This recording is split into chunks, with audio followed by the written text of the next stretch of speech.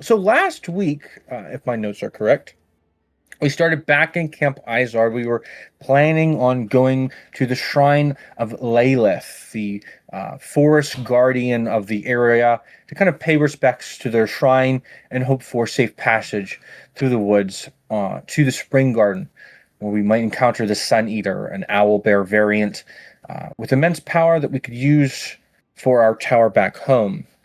Before we set off, the three of us, Brun, Navos, and Duncan, because Richard, as always, is in prison somewhere, a internment camp, decided to go visit Three Flowers once more. Chill as hell, Three Flowers. To ask a couple more questions.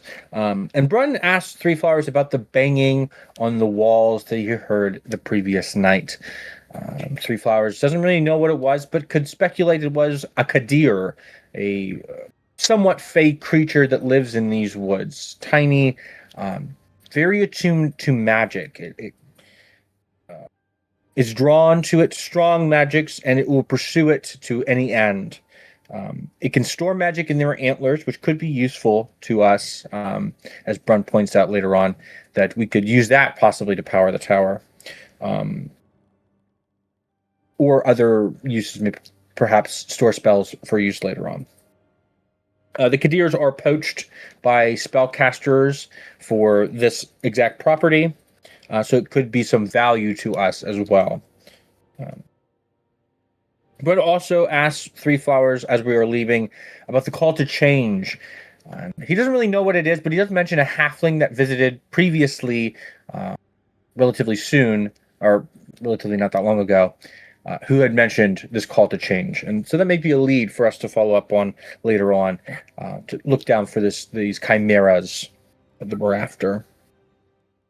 Brun kind of scares Three Flowers in his questioning about these things, but then later apologizes. All rights have been wronged, or wrongs have been righted. No, you had it right the first time. Yeah, exactly. We eventually head on out with our guide, Ribbon, who is the Kenku Paladin, kind of leading our group. And Duncan is unnaturally silent. As we walk through these trees, we notice a couple of things. First, that it is springtime, but the trees are showing colors of autumn, of a different season than it is. There's also a rotting happening in the south. Possibly, I think that is where the Spring Garden is located. And so maybe where our next adventure is. But we keep heading northeast to the Shrine of Lalith, where we eventually do find it. On the way there, Ribbon tells us to not start any fires, don't chop any plants. If you're going to take from the forest, take it conservatively, take only what you need, and don't hunt any of the creatures here. I remember Navos had climbed a tree to kind of give a little scouting, and while he was up there, had a little like psycho trance dance, listening to some rock beats up there.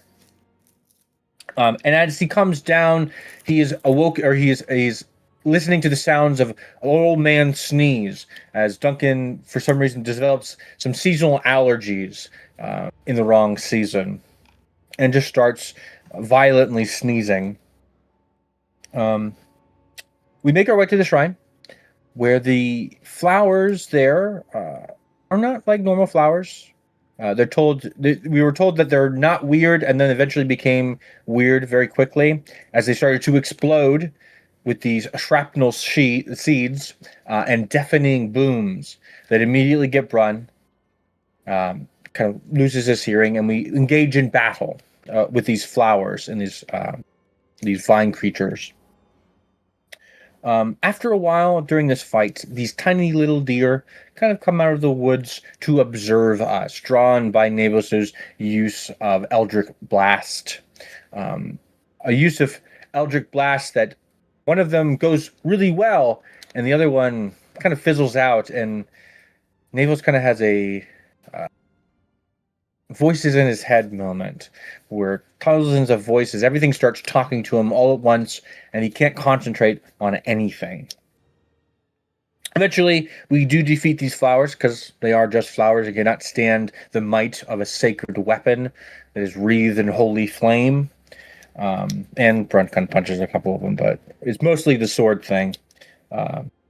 He also, at some point, heard a baby's cry in the woods. I heard that. There was music playing in the Roll20, and you heard a baby cry. That will be canon. Duncan climbs up on the rocks of this shrine where he sees a couple of words: Ballerina, Ratan, and Kanat-un. Words in a language of the Druids, a language that Duncan does not speak or cares to speak. It's not the language of his holy Vidar, and so it does not matter.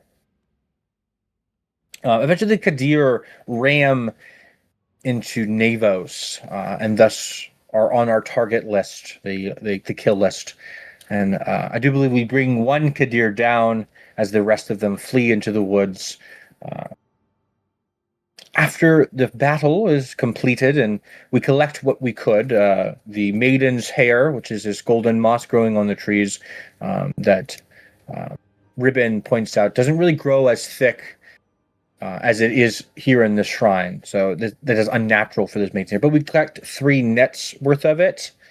We get a pair of the antlers from one of the Kadir.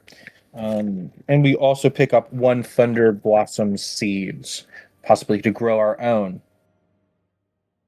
We restore the shrine as best as we can. We move the rocks, any rocks that are beyond saving. We kind of stack up where they belong, and hope that's good enough. Using the bucket in the stream and the horse brush that Duncan had brought, we try to clean up everything, make it look nice, show our respect to the land. And then we realize, oh, shoot, it's dinner time. Mom is going to be so upset that we're past the stop sign. We need to get home. And we make the long night trek all the way back to Fort Izard, where we kind of crash out. With a long march, we need our sleep. Duncan sets up his tent, and it's almost as he's putting in the last spike, he's kind of drifting into his camp cot to sleep for the night. Brun and Navos shortly follow after. And what we're hoping for is a night of peaceful sleep. But that night does not come. It is a long night full of vivid dreams. There's our recap. Did I miss anything?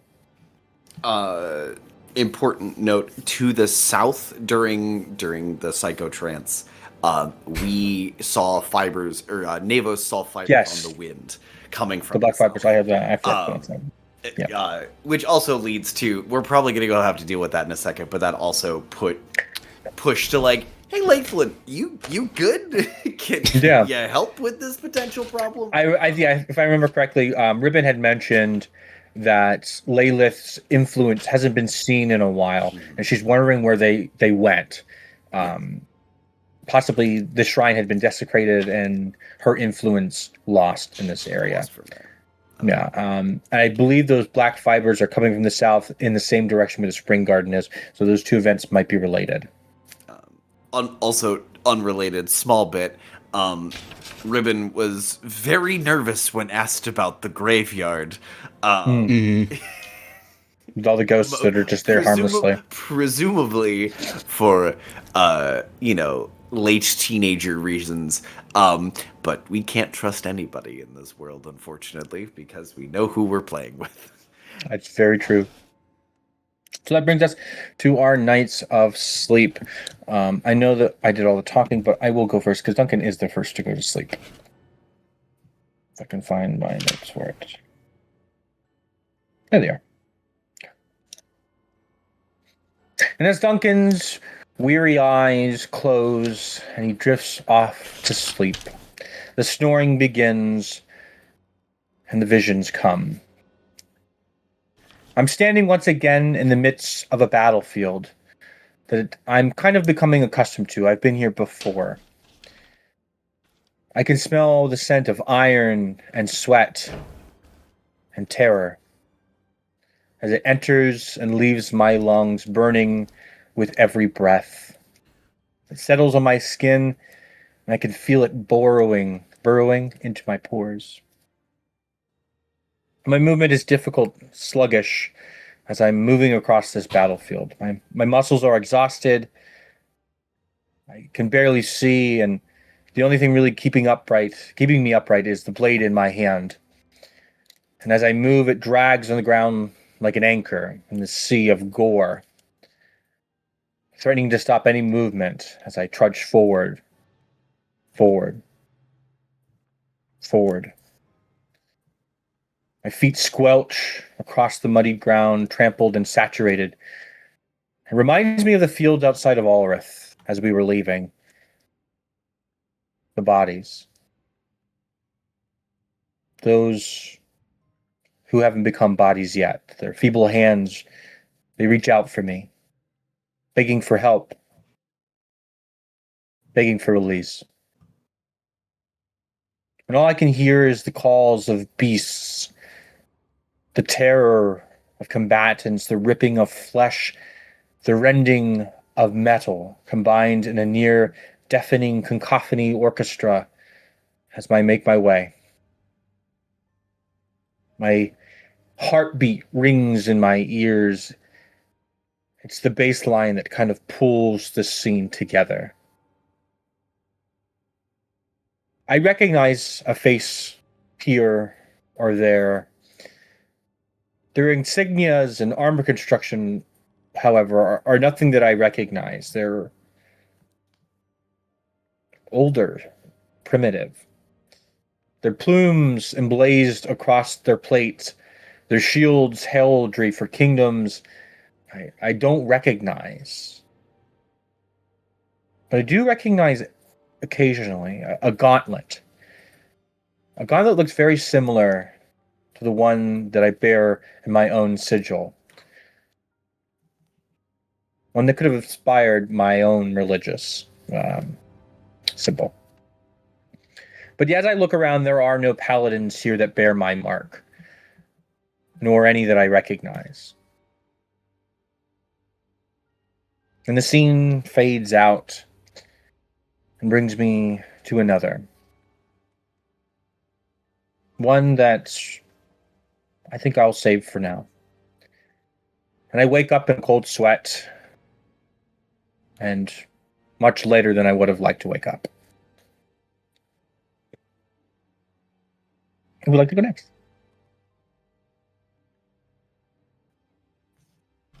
I said a quick thank you to Ribbon, wishing them the best in their promotion. As I lay down, one last thought hits me before I just pass out. I didn't send a message to Lyric. And that just starts an unending sleep. The sun is hot and bright above, glinting off the windows that stretch along the sky, blinding me when the angle hits just right. People bustle through crowded streets, a flurry of color and action all around. I pass into an alley, eyes readjusting to the blessed shade between buildings. The blasting heat will not reach here either. A welcome respite on a day such as this. The din of the crowd fades behind me, returning briefly as I approach my destination. With a gentle whoosh of air and click of a latch, the doors close behind. Turning pages and carpeted steps focus my mind while I head further into the sanctum. The background of low, murmured conversations gradually, almost imperceptibly, fade until all that is left is the tap of my shoes on worn stone floors. With the warmth of sun, wood, and vellum gone, a chill settles into my skin. Goosebumps betray me as I rub my hands along my arms. Through another passage and another deeper yet, to a door I have yet to enter. The air before the door is full of dust, old oil lamp, and the slightest hint of rot.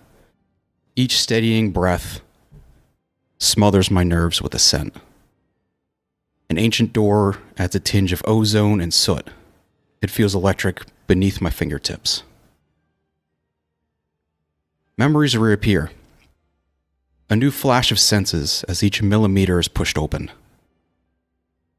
They had a hard time keeping me out of the sanctum since I could run, barreling my way through their robes to dig into crates of scrolls, craning my neck, going over page after page, wishing I had just more than just 2 eyes. There were plenty of nights I'd be found sleeping on the shelves like a living bookmark. In my dreams, I was an Empyrean protecting the texts. There was so much to go through in so little time. I needed a plan of action. Pick something. An idea, an object, a phrase, attack it. Learned as much as I could about it. At first, just tangible. An animal I had seen, a plant I had heard about, a dish I could smell on my way through the brick-laid streets. I then dug into the past and the creation, history, mathematics. But I wanted more. The enlightened monkey on my back. I applied and became an archivist, learning symbols, sigils, and glyphs. Descending deeper with the seniors, where tomes had unique properties. Some glowed, others hummed, and quite a few resisted opening. Eventually I became a keeper, but I couldn't do it alone. I had one who taught me how to decipher, and another how to piece it all together. It was all cyclical. I learned that titles did not matter, but access did. I dug deeper into this endless archive, having no arcane abilities, but decryption and willpower. I translated a charter from celestial to common as its radiance burned my lids. A few 10 days in a ward was nothing compared to the damage it could have done to the sanctum. There are no loopholes when dealing with an angel. Another anomaly also required holy knights, ones who required a ward. They had seen something coming, an awakening that had not been recorded in the scripts. That I still don't have an answer to. The nods from fellow keepers increased, as did my allowance through hesitating doors. I've seen those who pushed further than I did, exiling themselves. I was present when memories were removed and sealed away, leaving a collapsed shell. I've clasped the chains on a scholar, signatures never to be written again. And yet, none of that stopped me, and here I am. Does it matter what's on the other side? Whatever it could be, it's unrecorded for a reason. Another chamber, another shelf, another book. Is the answer to life itself behind these pieces of wood? An unspoken truth that could topple society. Something colossal enough that I will be forced to forget, but in this moment, insatiable. It knows I've been here. And that's the scariest part of it all. The sanctum is silent. It's waiting for me.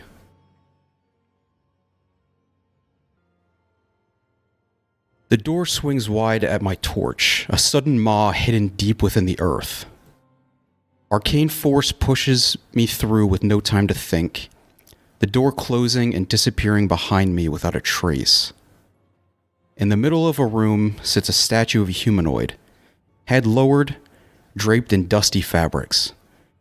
Their hands are held in front of them with a book, arms kept aloft, by chains anchored somewhere deep in the swirling starscape above.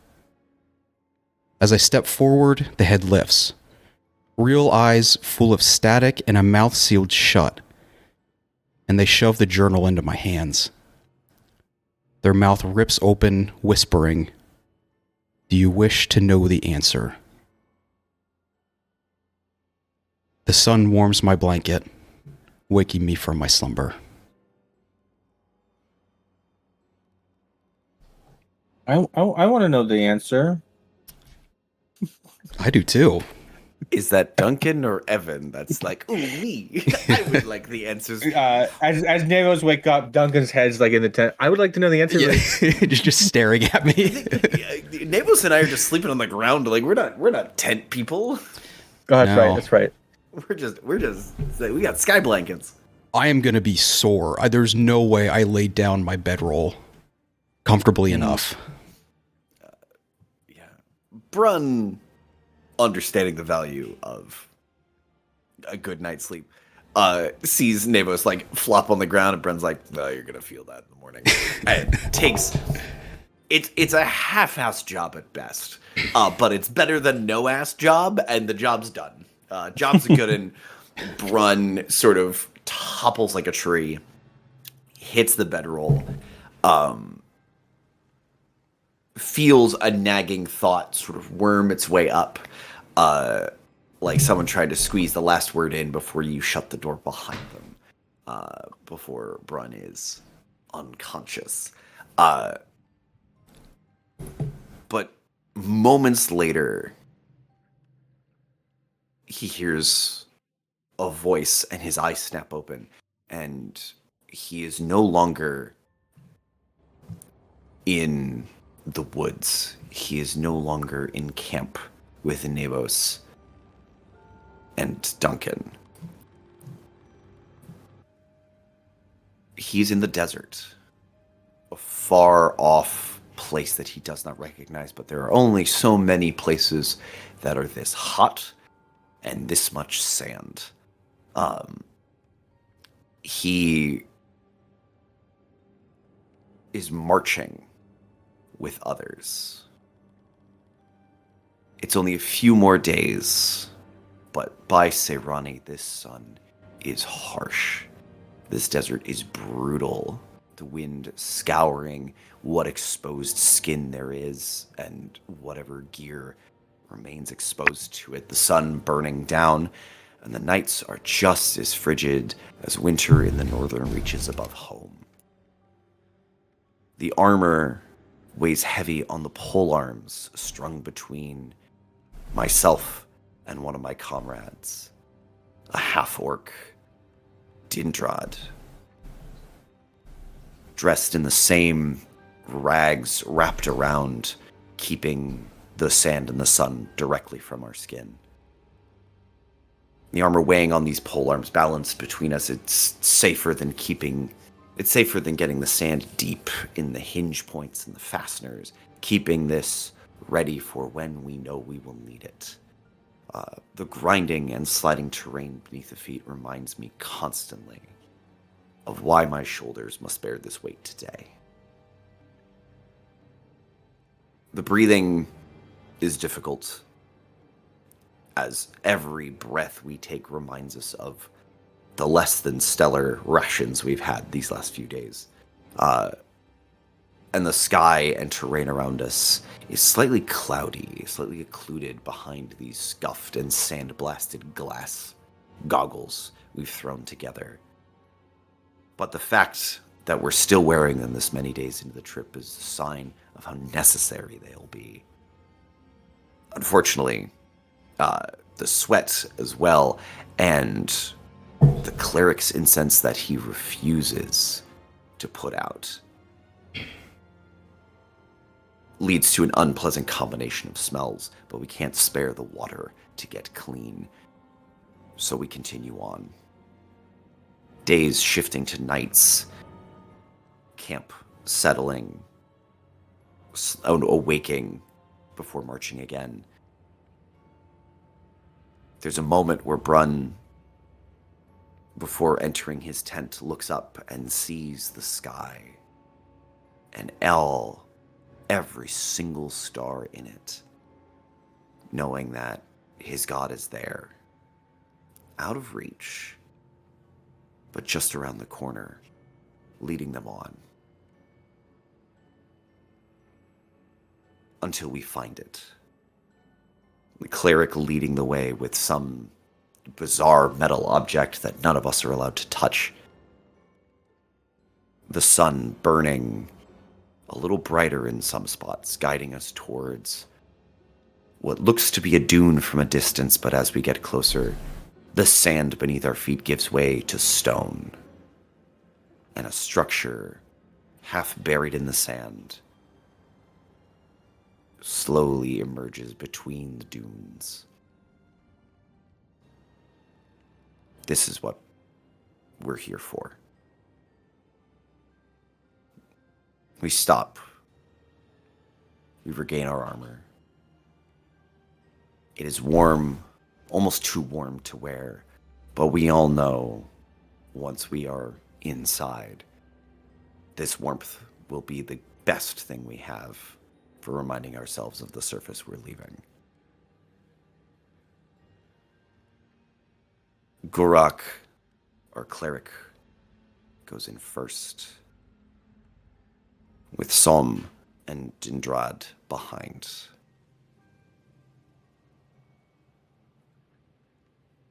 Moving into this tomb, the first several chambers are quiet, stripped bare of anything of value or flammable. The few remains of burned out campfires from poor bastards that found their way in here, looking for any kind of shelter. But as we move further in, there's a chill in this air that is not natural. This chill cannot be explained by cold and dark. There is something here. Morgatu speaks a quick prayer to Seirani, and 2 solar hounds appear, now the brightest things in this room. Unfortunately, that was his last mistake. Things came from the shadows and smothered the hounds and smothered Morgatu with enough time to scream and a smell like taking a rotting log and chucking it on a bonfire and hearing the wood scream and steam and crackle with all the vegetation and water burning away from it. But even as bright as those hounds are, they go out. The rest of us begin to retreat, trying to retrieve anything we could. But the way behind us was blocked. A wall was not there before. Stone grinding on stone that we all missed. We tried taking turns to pry stones away, hammer down at them with our blows and our smites and our prayers, but we were too far from the sun.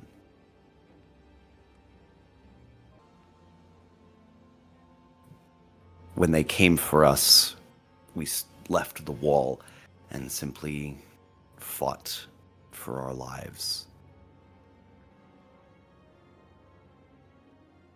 Burning blood pours from between your failing fingers. A few of your companions continue to fight, but exhaustion has settled deep into your bones. Not just pain, there's an emptiness. The emptiness expands, pushing out through you as you witness your own flesh rip itself apart. Bones shift, teeth elongate, claws and spikes erupt from you. The warmth of your blood is gone. You feel no pain. You feel nothing. One of the others is blinking at you. You recognize Dindrid. Dindrid shouts, "Tort!" But the voice stops as your claws remove themselves, taking the throat with it.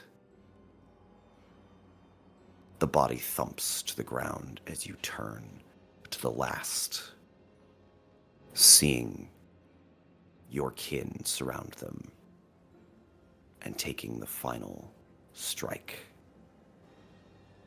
And Brun blinks awake. Hopefully, the shiver is simply the cold and nothing else. Brun would tell you it's the cold. Really out here with no tent.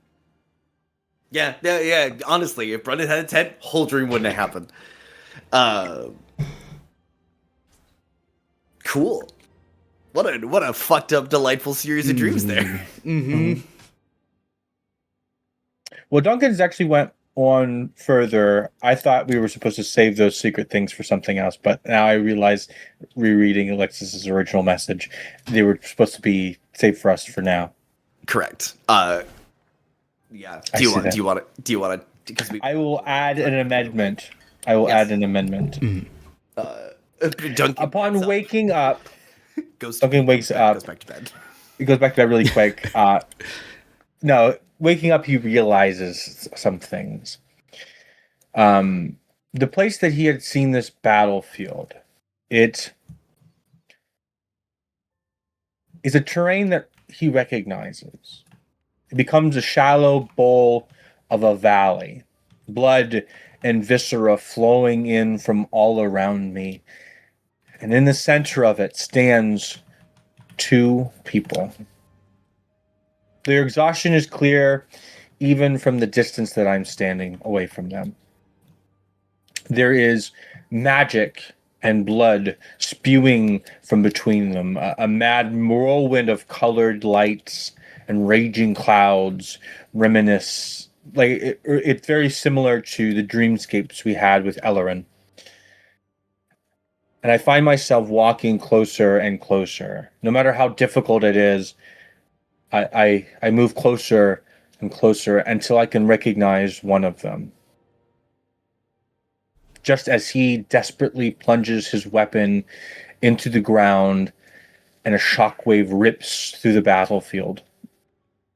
And I feel myself burning with the radiance, with the glory. And the stone in the valley is bleached. I have seen these rocks when I was but a young lad on my very first trip. I have seen them edged in moss, leaning against each other, decorated with all manners of banners and swords and spears and helmets and whatever piece of a lost paladin could be left in that memorial. This is the scene of White Valley. This is where Velos Vidar ascended and became the hero that we all needed him to be.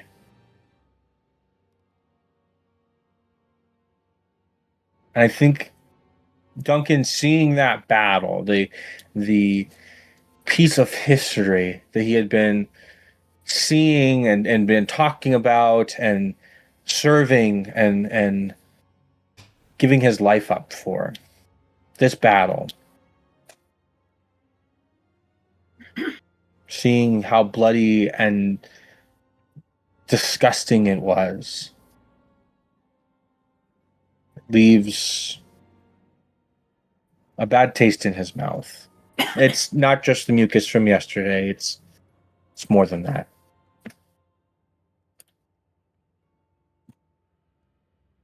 And that was my extension to it all.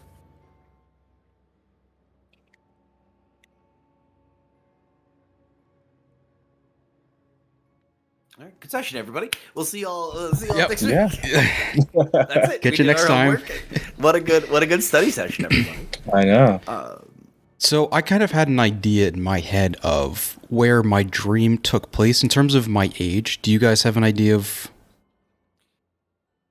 So my original dream happened thousands of years ago at the Battle of White Valley.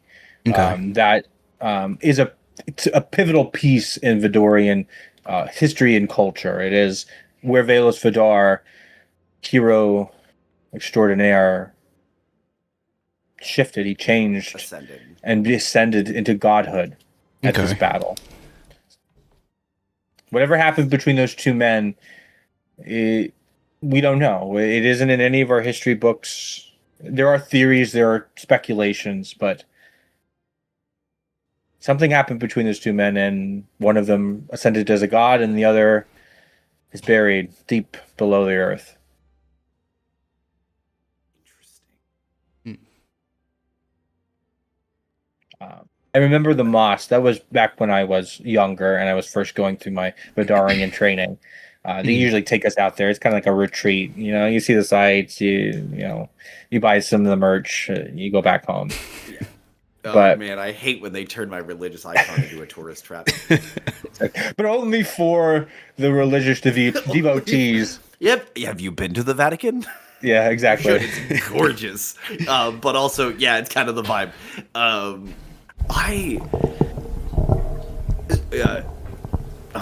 Derek, are you asking like if we had an idea for your age? No, for each of your characters. Oh, for each stream. Okay.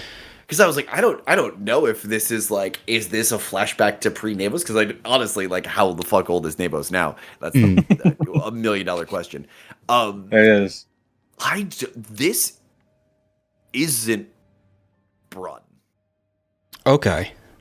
I don't think this is Brun. You're just seeing it through the eyes of somebody else. I'm seeing this through someone else's eyes. Because the names are familiar, but Brun had never seen them before. Okay. These are people Brun does not recognize. Mm. Brun's not a Siranian paladin. It didn't pass the tests, never made it. So yeah, there's a really hard math section in the front of it. Honestly, it's all the cursive. It's the entire cursive section they use as a handwriting reference. That's the hardest part of the whole test. But yeah, Brun is not a Siranian paladin. He's never made it. Left before he could. And I was like, is this who I think it is? Unfortunately, my reference document that I share with Alexis, I don't have access to right now. So I can I wonder why. I think I know who it might be, which is not great in the long run. Was yours under Milanote? Yes.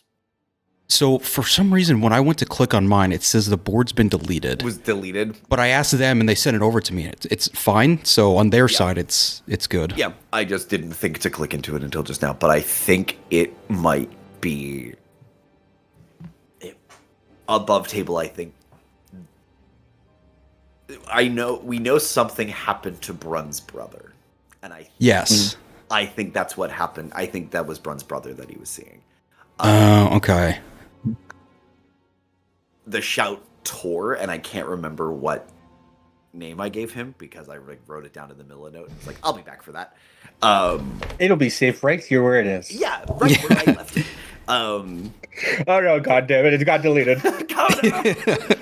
Yeah, slight panic attack. But yeah, that's the Brun's gonna sit and chew on that for a hot minute.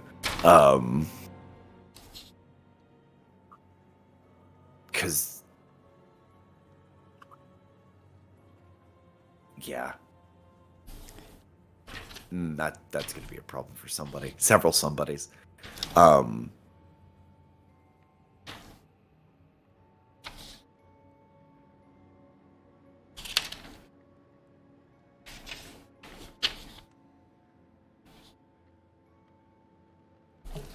Okay. So in that, how's everybody's week been? As we wait a couple of minutes. Yeah, it's been a long week. My girlfriend had surgery on Monday. That's why I wasn't here last week. Yeah, how's she doing? The surgery went great. The aftercare has been something else. It's just weird. It's a weird feeling having, or not for me, but having one of your organs removed. There's a lot of pain that doesn't come until like the second or third day. Yep. Because you're just so high on all whatever drugs they give you at the hospital, the amnesia and the swelling and the anesthetics. Yeah. Not a lot of swelling. Very small incisions. They do 4 little ones, but it definitely was a toll. But yeah, for sure. We got through it. Everything. She's doing a-okay. She's over there playing video games. So that's good. Great. She is back from the brink. Good. Very good. Very glad to hear it. I did have a couple of notes from last week. I was listening to the recording of it or whatever. After the battle, we had picked up several locks of Maiden's hair, that golden vine moss growth. I thought it was interesting that Alexis used the term nets, 3 nets of hair. Um, and possibly we could form and fashion them into nets to use against the Sun Eater. Um, they are very strong and could be, if they can hold Brun, they could probably hold an owlbear, probably too. Yeah. So those could be something that we could use. And the second thing that I had thought of is thinking back to when Three Flowers was describing the Kadir, that they are mischievous and they are willing to backstab to get whatever they want. I can imagine them showing up to this powwow battle that we're going to have with the Sun Eater. It's not going to be easy. It's going to be a lot of magic to possibly turn on either one of us. And we'll have to have this as a two-way fight. With, yeah, the one that just stood on the rock and watched. Yeah. Waiting for the moment to ram. I was thinking, is that a Kadir or is that some type of druid? Maybe. They were described as being intelligent. So which was odd because they kind of just like the one at the gates, if it's intelligent, why is it just like tapping its way along the walls? But also yeah, the one's not gonna fuck with me. I'm not like gonna let it do its thing. Because yeah, there is still the idea, like, is that Laithlin, is that one of Laithlin's eyes? Perhaps. As 2 weeks ago when I was here for that session, and we got to the end of it, we heard the banging on the walls. The first thought that came into my head was when we were doing my session of 100%. The 10 candles of the deer, and I thought it was the same thing, but in my game it was just like a normal deer infected with the black fibers. In this one, it could have been the Kadir kind of banging on the walls, but it still could have been an infected deer banging on the walls, and then separately Kadir also showed up at the shrine for us to battle with. It could be a red herring. Could be. Yeah, Brun burning one of his wands was a bit of a test run. Because yeah, that seems like like Brun would love a necklace or like something made of those to eat a little extra magic.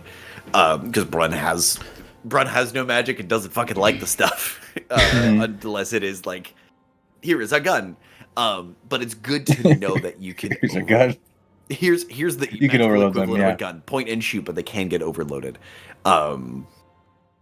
Yeah, man, just Wanda magic missiles full send, and of course I roll the one so it doesn't, so it dissolves. Yeah, I was completely expecting all six it. Chambers. I was expecting just an entire counter. Like you just load it, shoots it right back with double damage. Who knows? And you know what? Worth finding out. Find out now rather than during the boss fight. Yeah. Well, I'm wondering if we could use it to like load it up with magic and possibly use it as some sort of trap.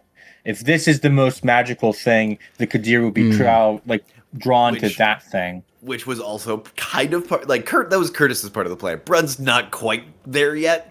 But I was that'd be interesting to like. Yeah. If I turn something else into the brightest light in the room, the moths are going to go over there. But assuming they're intelligent, maybe, or this one gets juiced up on magic and sees the other ones and is like, "Oh, cool! I can kill these now." But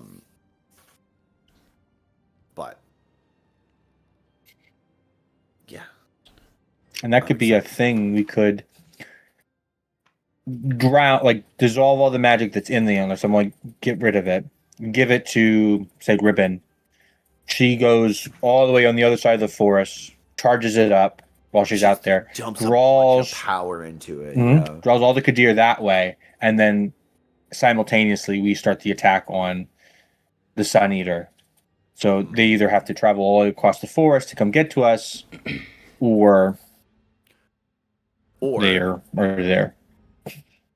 Or other option. If we deal with the Sun Eater, that's still not a bad plan for if we have to go south. Because if there are zombie Kadir, if there are ones that are less intelligent and are just looking to feed, that might be a good plan to pull them away from us. And lure them out to the graveyard, and we just go around. In tactical sense, this is the only way that Duncan looks at things. It's mitigating enemies. It's mitigating hostiles. Yeah. Even if it pulls 2 Kadir away, that's 2 less than we have to deal with. While we're dealing with this thing is probably stronger than all of us. Oh, for sure. Already. Mm. Yeah, I'm wondering if, like, morally, Navos kind of wants to go south eventually. Maybe right after the Sun Eater. I think in his mind, it's the Anguisher. Seeing the fingers from the night before. The thumbprints on the trees. Mm-hmm. Perhaps. That thing is still out there. The Anguisher we originally were tracking. I am not... I wouldn't be surprised if it does show up sometime during this fight. I think it's going to draw out... Well, I think whatever plan of attack we use, it's going to draw out a lot of creatures in these woods. Hopefully, Laithlin is drawn out and decides to join us because we did a very respectful thing and cleaned her shrine up. But there's really no telling what will be crawling out of these woods. I will take Laithlin not lasering us to death as a sign of good faith. Like that's the bar, man. Like, and I think that's also a piece of why Duncan wants the Kadir out of here. If he has to kill something, I'd rather it just be the one thing that we're trying to kill and not like everything in the forest. I don't want to do like, oh, I got to kill everything. If I could just draw them this way so I don't have to hurt them and take more out of this woods than we actually need. Because I think the Sun Eater should be enough to power the tower. We don't need all of these little creatures' antlers. Though we did kill the one that attacked us. It was self-defense. Even Ribbon said that. I don't know. It feels weird that how also hauling back a living Sun Eater is going to be a nightmare. Mm-hmm. We got to keep track of the days too. Whenever this tower's going to start to teleport again. And that's the only other option is, this is an option I don't want to go with, but if need be, we take enough of those Kadir antlers to charge them from the Sun Bear, from the Sun Eater Owl Bear, and just take the antlers home, because I don't think they can degrade. The Sun Eater can, its body can rot in the time it takes us to get back to the tower, which is about, I don't know, a good day or two's travel back to the tower, and at this point. I don't know if that would allow the owl bear's body to rot and lose its potency.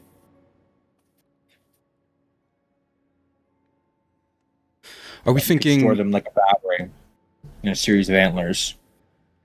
Are we thinking another days of tracking, coming back, and then going back to fight, or getting it all done in one day? I think that genuinely depends on if Richard is allowed to join us. I feel like we have a pretty strong, the 3 of us, but we still need that tracker, that hunter.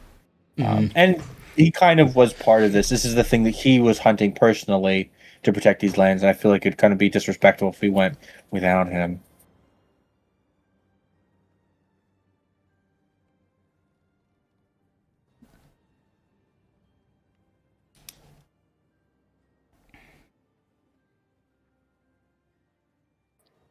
Screw Andrew.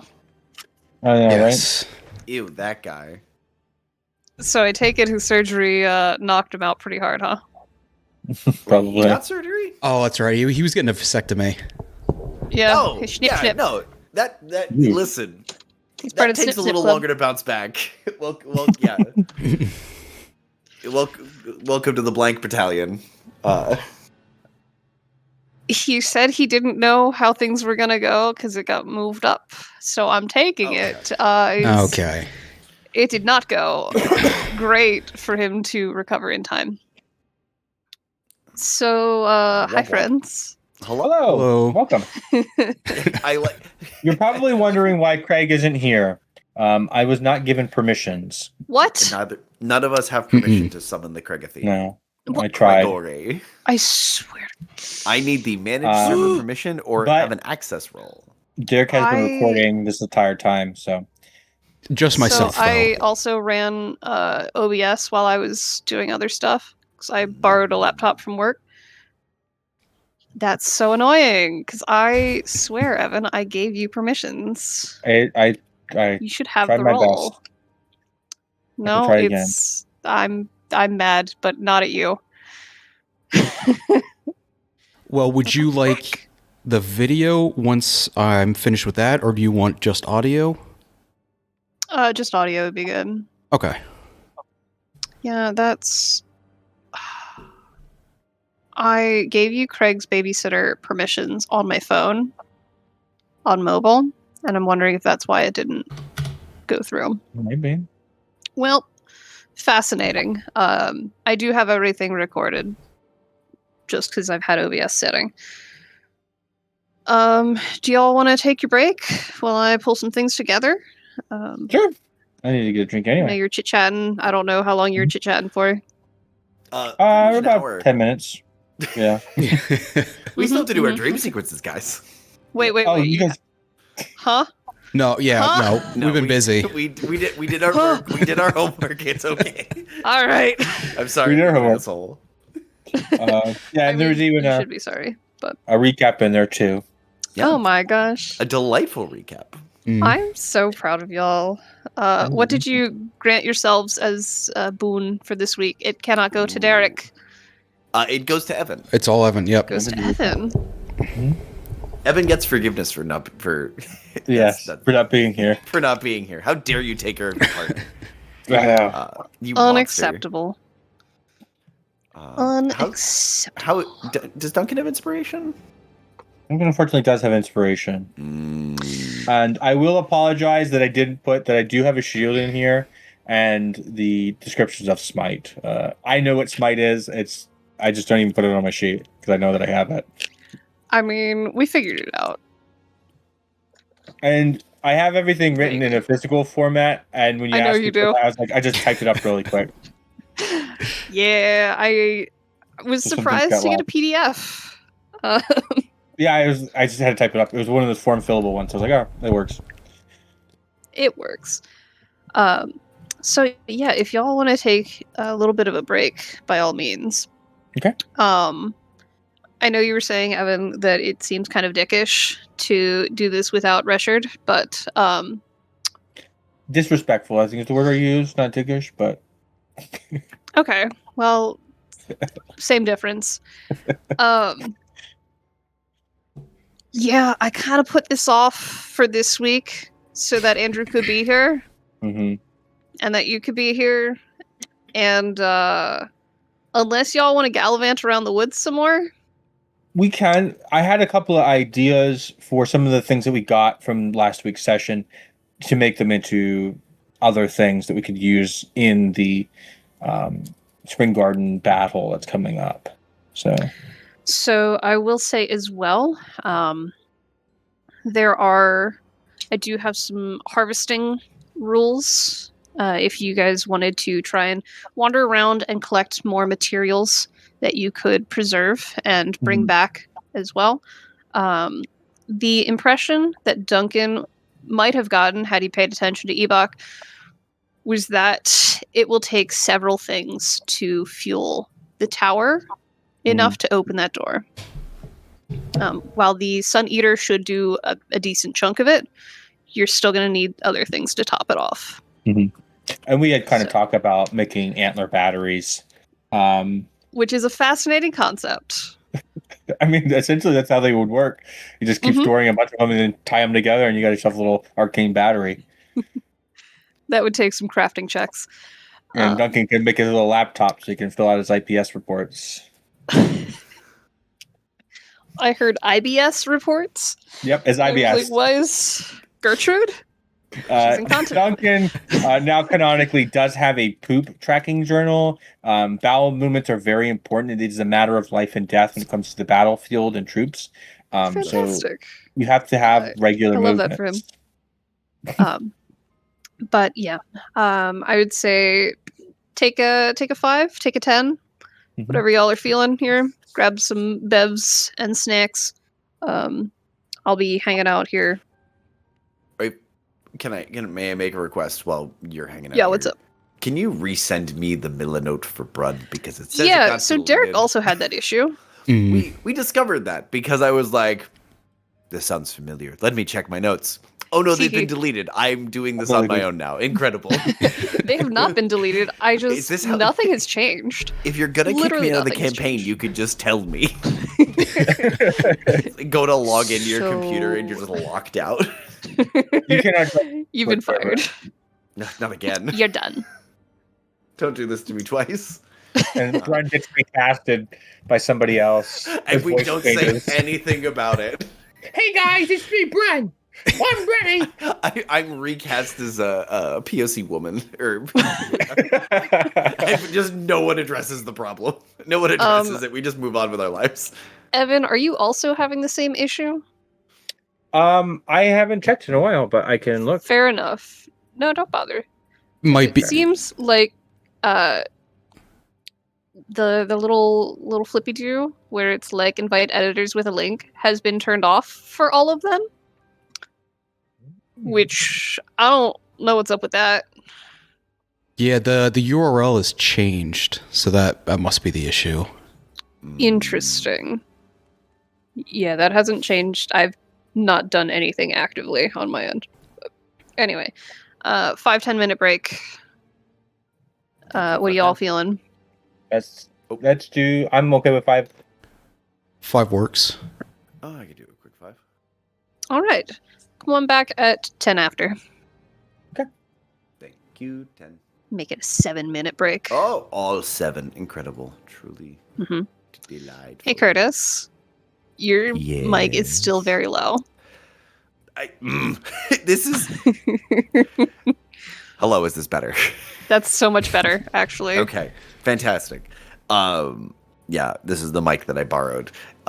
This is my broken microphone. Nice. But my new one is ordered and will be arriving tomorrow because Amazon said, "Hey, do you want it for free with Prime?" And I said, "Yes." And they said, "Great, we'll have it to you by 8 a.m." And I go, "I don't need it that early, but thank you." I think I have a package outside waiting as well. You should go get that. Yeah. No. Okay. Cool. That you. Thank you for the Milanote. You have confirmed what I thought. Fuck. See, beans. This is why I was like, don't peek. It wouldn't have clicked because I couldn't have remembered, but I was like, oh, I'm pretty sure it's this. Thank you for confirming. Son of a bitch.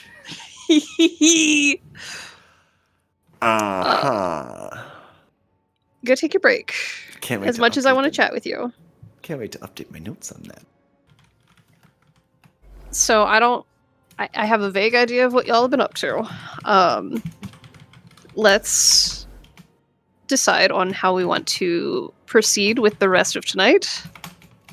Could do in-game conversations, do a little more exploring. We could go after the owlbear with just a few of yous.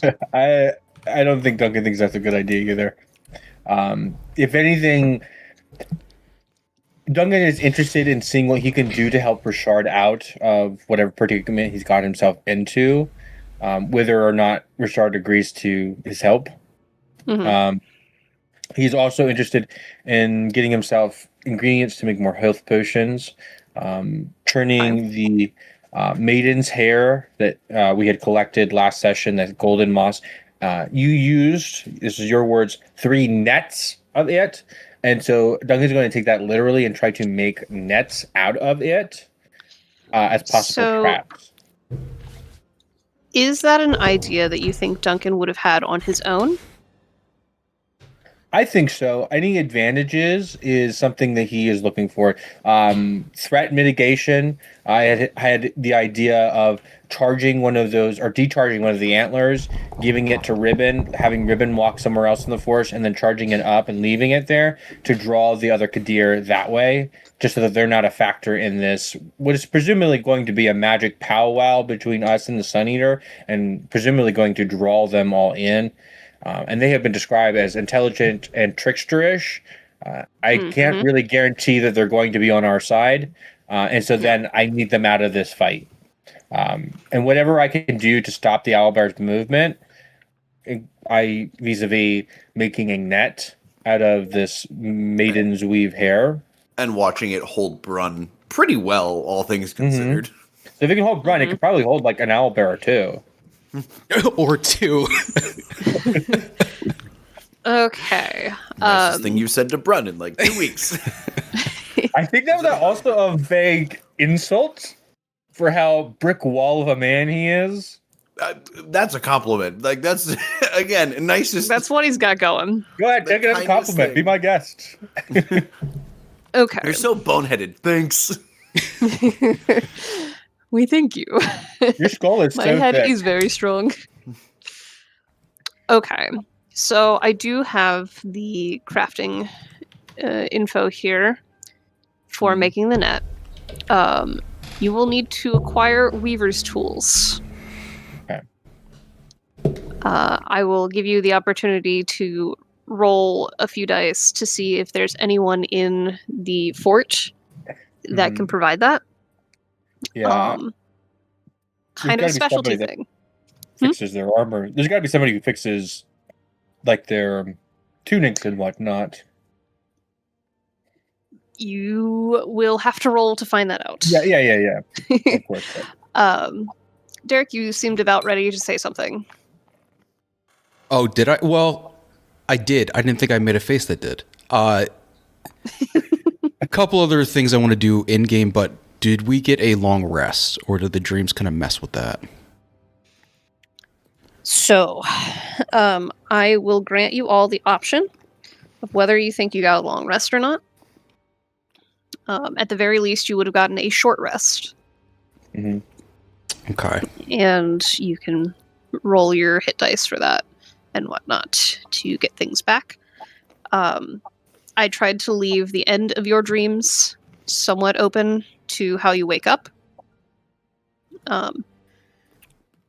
If you think you would have woken up early from those dreams, that's up to you.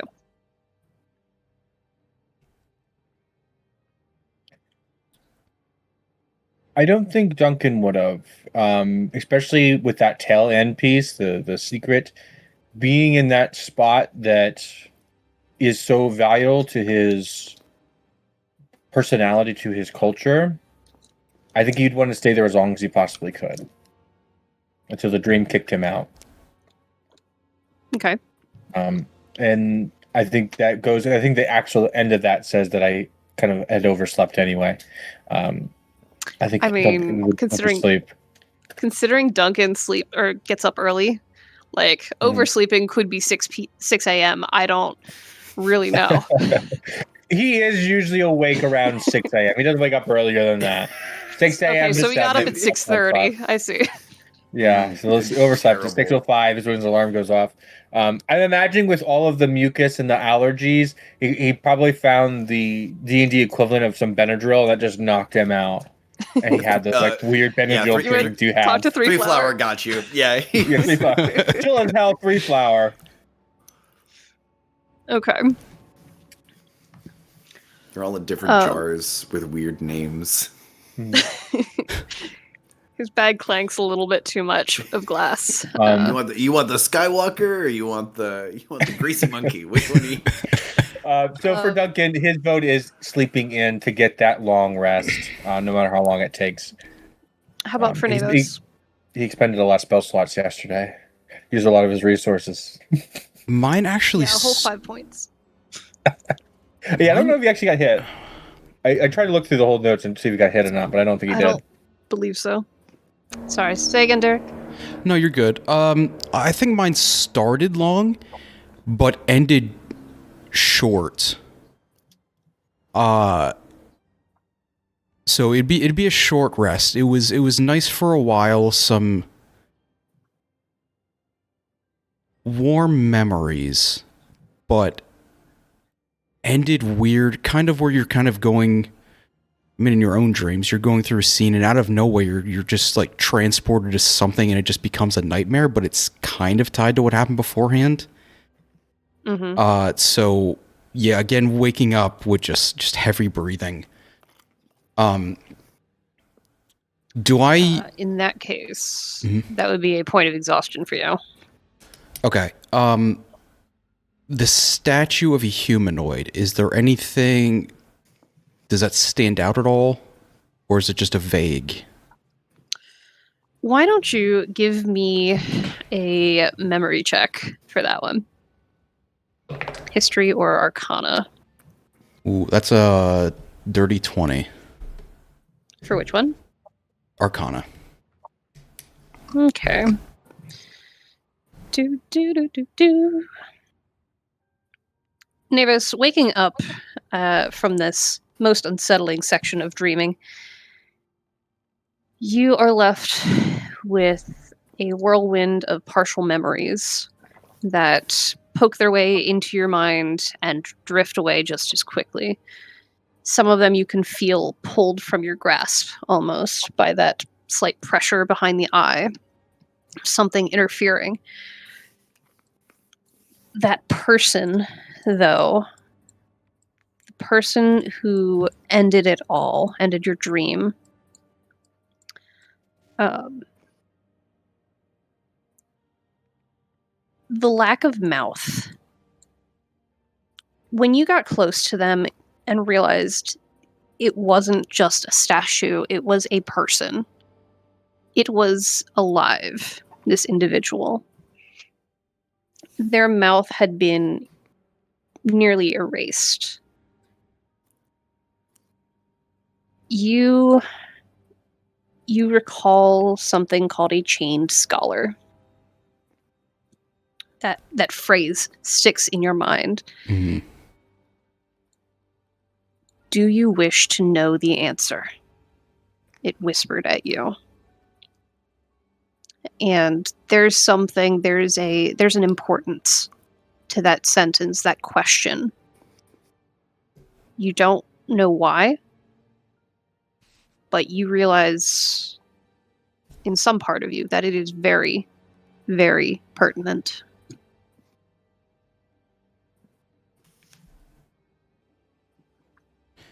Yeah, I think with that I wake up quick, head up, and trying to piece a particular name. It doesn't come to mind, but then I have the nightmare before the dream, before falling asleep. I never called Lyric. And it is just an immediate sending message to them.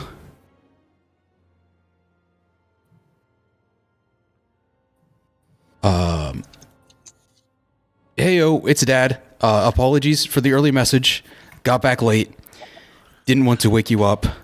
More tracking later. Have a great day, Lyric. Again, probably still waking them up. It's definitely early at this point.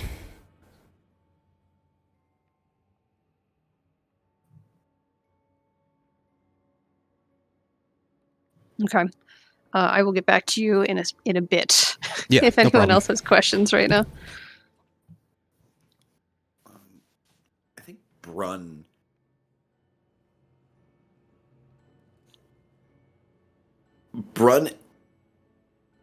is not getting a long rest. I think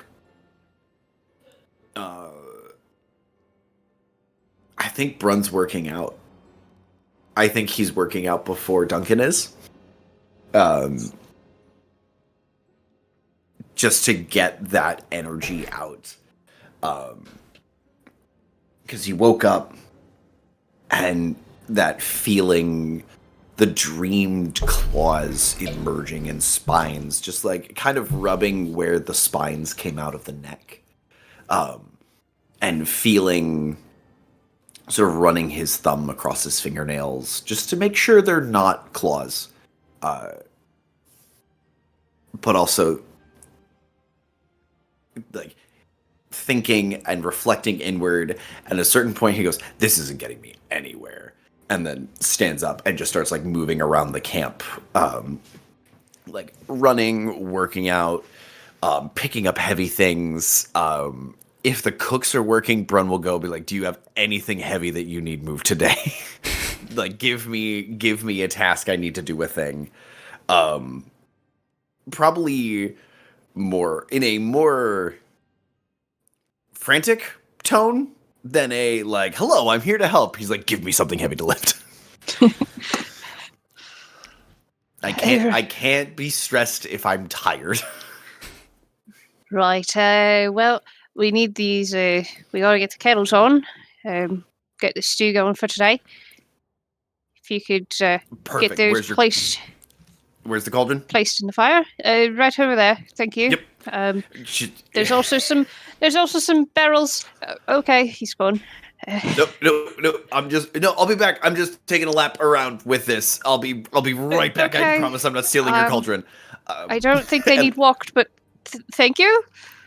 Like, just carries it around, like, the front of the mess, around the entire mess, and then back in, and then sets it down. Brun only walks clockwise. He cannot turn counterclockwise. He cannot. I'm like a UPS driver. I can only take a right-hand turn. Wampus cat grabs the kettles and is like holding the kettles out, like full extension, like walking around with them. Does the same thing. Comes back. Where are those barrels? Back around the building and into the storage hall. Yep. They should be getting ready to. They're marked as we need the potatoes and the carrots today, and there should be a few crates of chickens. Great. Oh, alive or processed? Alive. Oh, great, excellent. Perfect. And then Brun is just off. Has no idea where he's going. Like, specifically which tent or like what they said storage. Great. I'm gonna look for the only other people that are doing stuff this morning, and Brun is just going to like make himself busy. I see. Brun, yeah, just like he shows up and he's like, "Hi, I'm here for the crate. Is this? I'll be back for the chickens and like potatoes and carrots on each arm." Start doing like lunges with them, so like stepping and just like doing deep lunges to just like work up a lather if he can. Getting your body back up to temperature after that chill from the ground, trying to push that from the extremities by getting the blood pumping, wandering around in the morning sun. You can see the frost starting to burn off already, and the sweat that you start to build up starts to steam off of you, kind of like a big workhorse. Yeah, you know? That's the goal. So, as you keep asking around, more and more tasks are handed to you by mildly confused people of the fort, but they're not going to turn down the demand to help when you seem so frantic to do so. Nevos, it takes a bit. You would imagine that an early morning call probably going to wake Lyric up. It's going to take them a little bit to get their brain back about them. Good morning. Do you know of a place always dark? I heard water and a voice that was many. A name like Mirror? That's all you get. My boy was just like me. He grown up just like me. Making Derek put his face in his hand brings me so much joy. I am the Cyclops and the Silver Spoon. Little boy Lyric and the man on the moon. God. And the bird in the tower. When you're coming home, Dad, I don't know when. Let him cook. We're gonna have a good time. Good morning, man. Davis. Gonna kill an owl bear then. So, out of character, my issue now is, do I waste all of my spells now for the entire day? Do what you want, bub. Oh, no. I mean, you're a warlock. Don't you get those back on a short rest? Yeah, on a short rest. Which, depending on how the day goes, I mean... You might have time for naps. It depends on how easy it is for Duncan to get Richard out of whatever pickle he's in. I'll come back to you. Okay. Any other questions and things I can answer for right now? Details to clarify from the dreams, anything like that? I didn't want to make them too long and wordy, but I also wanted to give enough freedom to play with them.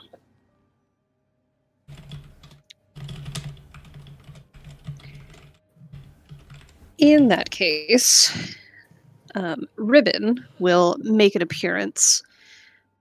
Duncan, you hear that tap, tap, tap at the bucket outside of your tent. The one that you had taken to clean up the shrine. Mm-hmm. Good morning. And you'll find Duncan kind of sitting on the edge of his cot. His hand kind of, or his other hand, sorry, scratching the top of his head, kind of moving to his mustache as his head kind of looks up to see Ribbon.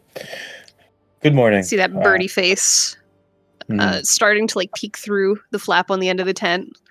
Just a little eye like, hello. Good morning, How are we Ribbon. feeling today? Indifferent. I would say indifferent.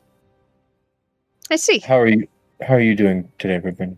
Yesterday was a pretty long day. Yesterday was quite a lot. We did a lot of travel. Mm-hmm. Felt rushed, but in a way that I'm not used to in the forest. But we made it through, and I feel as though the work at the shrine has gone well. The forest feels more alive today. I was just about to ask how early you've been up. Have you noticed any changes in these woods? She kind of like tilts the head a little bit, considering. I think I slept about 3 hours. Early bird and all that must be up. Get things going. Get that I'll worm. sleep later. Do you have any? Not on me, but if Would I you like go. some? And she reaches back, pulls a pouch, and has...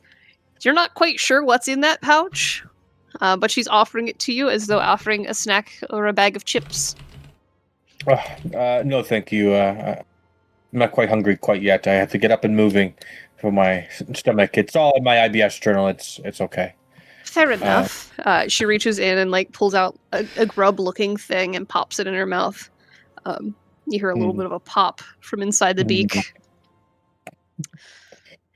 So, good news, bad news. Would you like me to gather everyone else?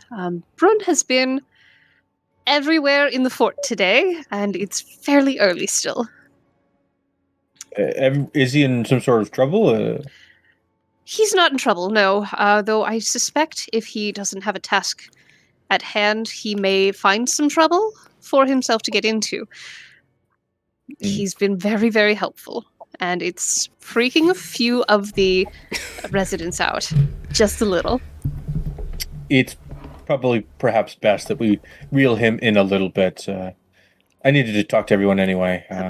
Perhaps I leave that to you then. I'll go find Navos wherever he set up for the night.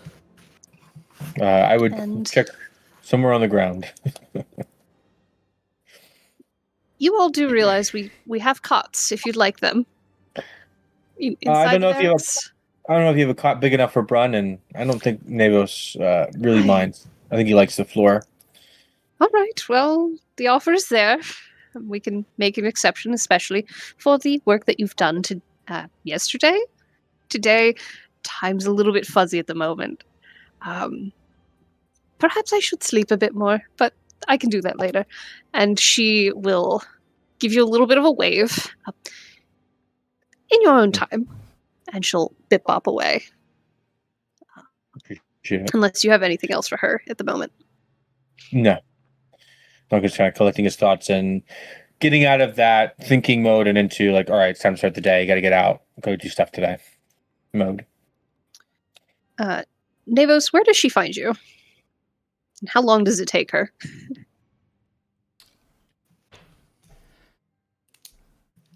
I'm back in the woods where Three Flowers was, where I first saw the Spindly Forest to the northeast. And I'm sat there. Southeast. I'm just sat there. A cup of tea next to me. And she can spot the cat again. This cat of changing colors and changing sizes. Quiet this time, but it is just on my shoulder, just nuzzled up. I'm just staring off into the distance. Which direction are you staring? I'm back at the southeast again. Not looking for anything, Okay, just checking. staring. Yep. Just watching out over the horizon there. Mm-hmm. She is nearly beside you by the time you realize that she's there. She gives kind of a good morning, Navos. Morning, Ribbon. How are you? How'd you sleep? Barely. It was a long night. I'm amazed we made it back as quickly as we did. But better to be safe in the walls, I suppose. Who knows what could happen in the woods at night, especially with things being a little bit funny. Of course. Hearing your story, I think, helped us make it back a little bit. I hope it hasn't changed your opinions of Lathan and the wonders of this forest. If anything, I think I'm more resolved. I wish to see this forest returned to its natural state. She's looking to the southeast there. Now that she knows there's something weirder going on, as you've all kind of alluded to, you catch a little bit of worry. But she quickly kind of puffs her feathers, a little bit of a shiver. There's not much to be done right now, other than our best. And I think what we did recently, I think what we did is a good step in that direction. Old spirits, such as Lathan, they seem to like tradition, and the Fae especially have a certain penchant for it. As chaotic as they can be, I've met a few in my time, not quite as powerful as they are. But they have their customs. And I think returning the shrine to a more usable state, a more suitable state, will go a long way. I hope so. It was a good first step. Once this Sun Eater is finished, I think it would be good for us to take a look at this over here. These previous Fae, have they ever come back to haunt? Not just the land, but yourself? I couldn't say if I've met them again, the same ones. Usually the Fae that I've encountered have been more animalistic, more like the blink squirrel, Moo, that accompanies Three Flower. They don't always talk as much, but in some cases it's a bow or a head nod or an acknowledgement, but not an encounter. You see, sometimes it's in the plants, and depending on who you are, the plants may or may not speak to you. So, there are some trees in this forest that I suspect are Fae, but are so old and so distant by now that they don't bother with what we're mortals have to say.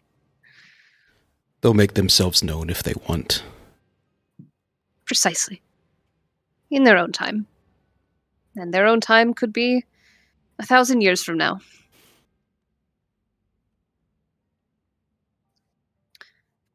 How concerned are you about this?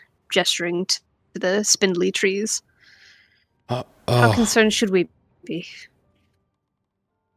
Right.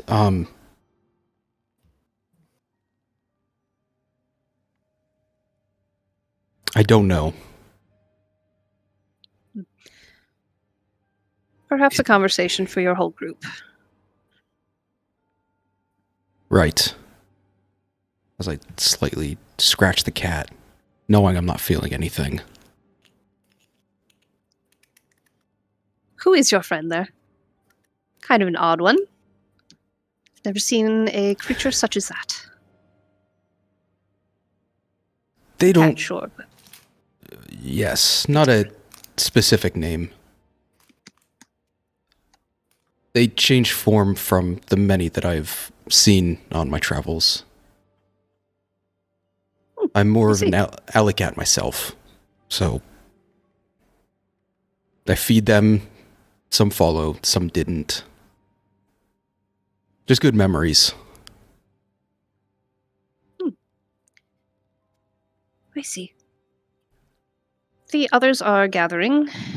Duncan is going off to find Brun, who has been gallivanting all around the fort.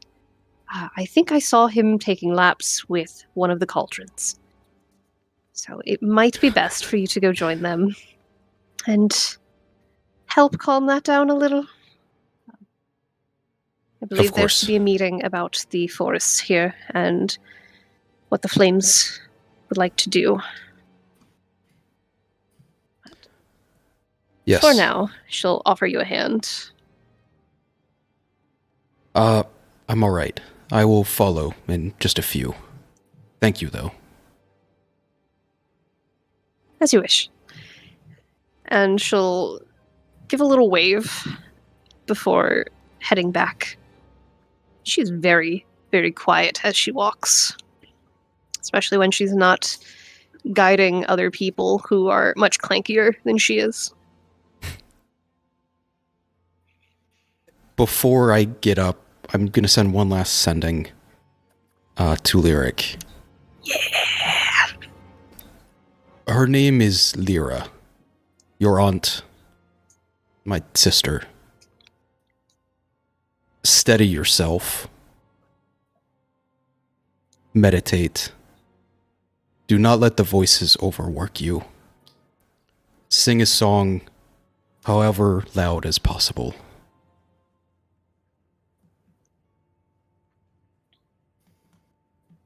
And I will then turn around. The cat disappears at this point, and I go to find Brun.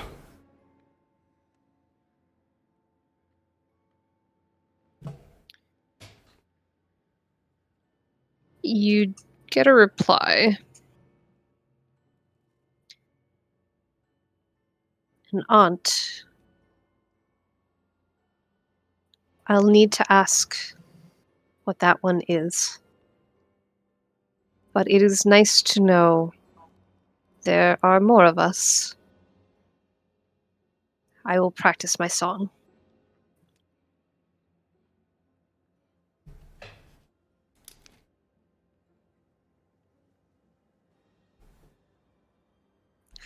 Curtis's uncomfy face.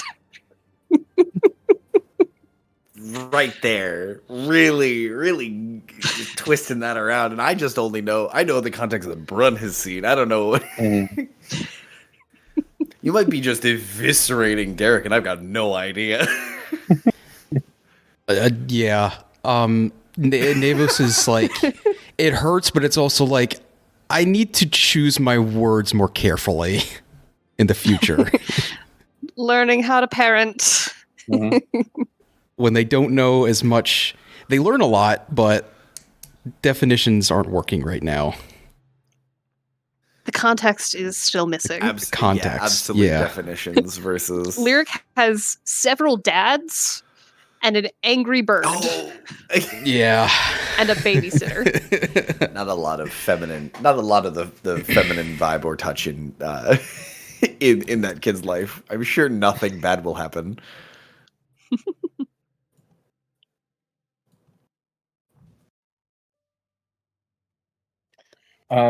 Duncan, on his way to go find Brun, would like to stop. Is Brun in the kitchen? Because if he's not, Duncan's going to stop at the kitchen. At this point, Brun has moved on to other tasks. Okay, perfect. Duncan's going to make a stop off at the kitchen to talk to the cook. Excuse me, ma'am. Excuse me.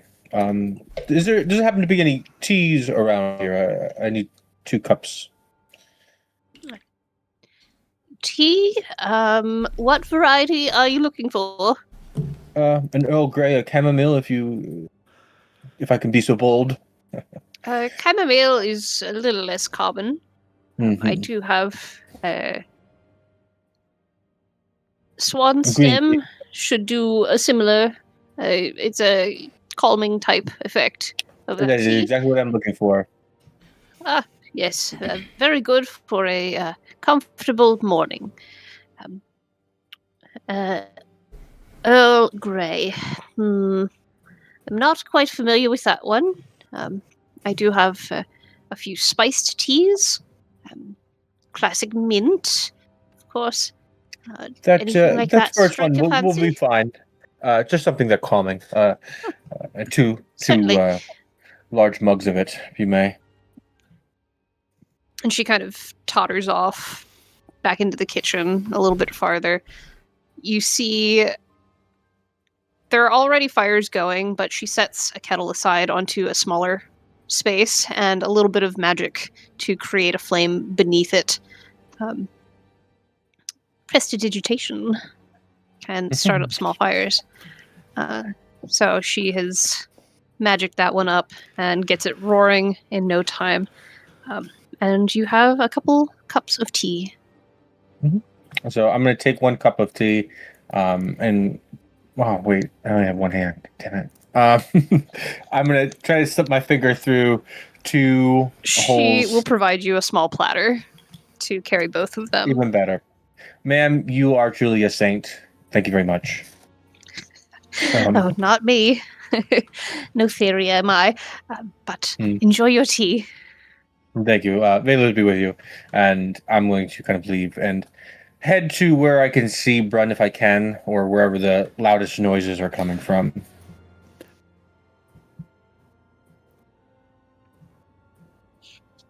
Yeah. So... Hold on. I need to... Oh, incredible. You... hear a little bit of a ruckus near the stables, near like a paddock, a little more free roaming here. The Hotfoot Paladins are keeping their horses in not necessarily as free rein as some of the other ones do, but you hear cheering almost, and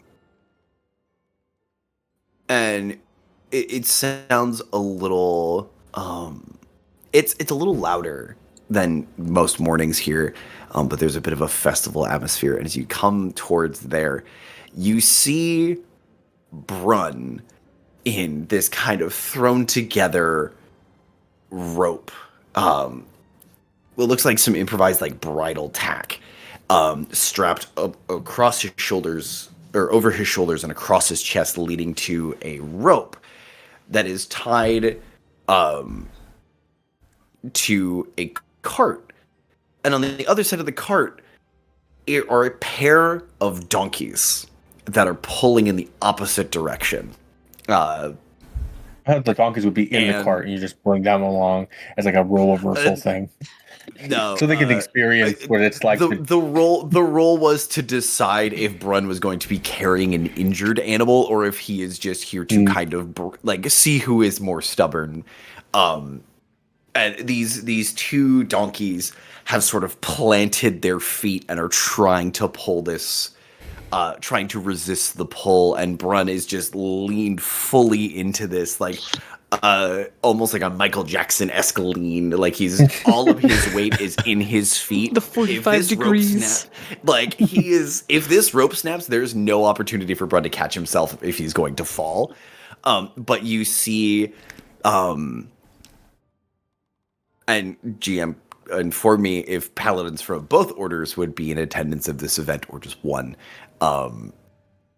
But there are folks cheering. There are some stable hands and keepers that are sort of in the group shouting encouragement to both sides, just kind of generally enjoying a little bit of sport in the morning as Brun is just putting himself to the test against these two donkeys. Yeah, so you would have a keeper, a minder for these donkeys, who's trying to encourage them in the opposite direction. They're up on the cart, like trying to urge the donkeys forward. The ears are laid back. These donkeys are pissed, right? They are like, we're going this way. This is the way we go. The cart doesn't go the other way. Meanwhile, you are heaving and pulling with all of your might, and there's very light betting going on of people like, I'll offer like extra breakfast or something like that. Swapping like, chores, like no money being exchanged, but just like a little like a couple of like copper maybe, but nothing substantial. They're more interested in trading jobs, getting rid of responsibilities for the day. So you hear a lot of like back and forth, like conversation, pretty chill.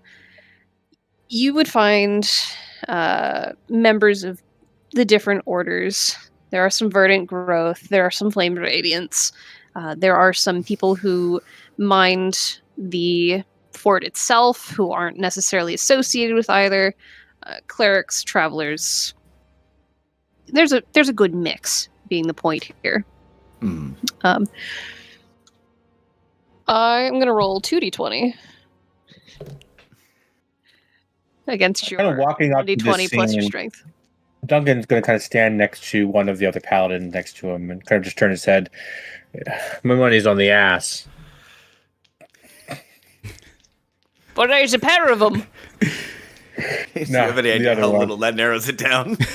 I'm preemptively burning my inspiration. Make this a fair fight. That is a 15 plus 6 for a 21. I rolled a 19 plus 2 for a 21. Ooh, this is a stalemate. Okay. How long, Brun, would you allow a stalemate to go on? Because these donkeys have no other plans today. Brun. This is all they're doing for the day. It's scheduled. Fighting with brick houses of men. Brun is a brief, like, sort of. Brun will push a little. The goal of this exercise, yes, is kind of to break the donkeys a little bit, because who they are. Brun is also trying to just like, if you shouted his name in this crowd right now, he would not. I don't think he would recognize his own name. He is just in that lather. May I offer you an opportunity? Always. If you would like to dig a little deeper within yourself and push yourself a little bit harder than you ever have before, you may do so. There's a conjunction at the end of that, I think. Yeah, you're missing a however. It's a however or a but, and I'm not. Conjunction junction is around the corner. Furthermore, in addition to. Back in Kahlo, the others had mentioned feeling this boost of sorts, this something more that they tapped into. Their sigils had burned briefly when they reached forth with this new sensation. You can feel a tiny bit of that welling inside of you. And if you want to, you can touch into it and push a little bit harder. So, that's an interesting.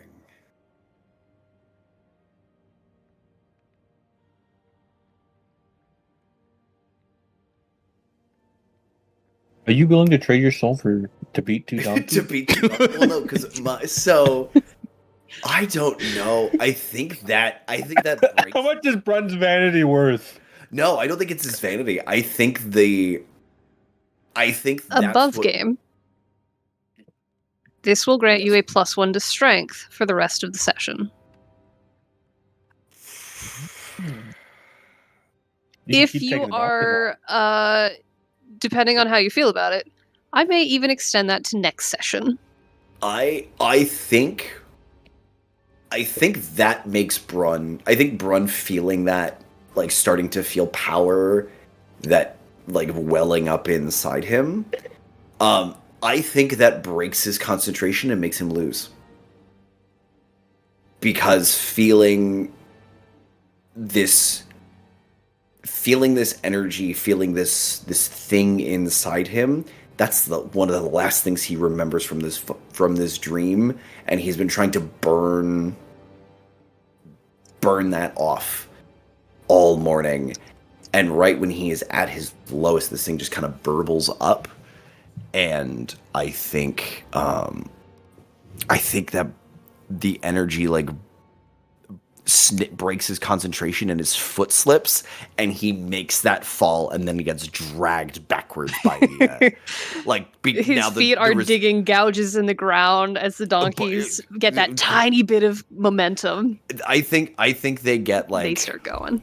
He slips and just, like, his feet are dragging, but he ends up, like, getting to the ground, like, bracing with his hands as the donkeys go until the handler stops him. And there's this eruption of cheers all around you, Duncan. And the guy that you were talking to, like, elbows you and, like, hey, you're good. It was good of you to bet on the donkeys. That kind of insinuation. Man. I lost, and I'll walk off to help. He looks a little confused. But, like, everybody else is, like, cheering or, like, mildly depressed that they have more chores to do now. And people start to kind of disperse. It's like, that was kind of fun. That was something new. A little bit of interest for the morning. And I'll go walk over and stand above Brun as he's kind of laying on the ground. And I'll look down. Blocking, like, Brun's just laying there in the sun, and your shadow just comes across his face, and he's just like... A feeling Brun is not used to receiving. Kind of cracks the eye open and just covered in the dust of the pit that he's in, and he's just...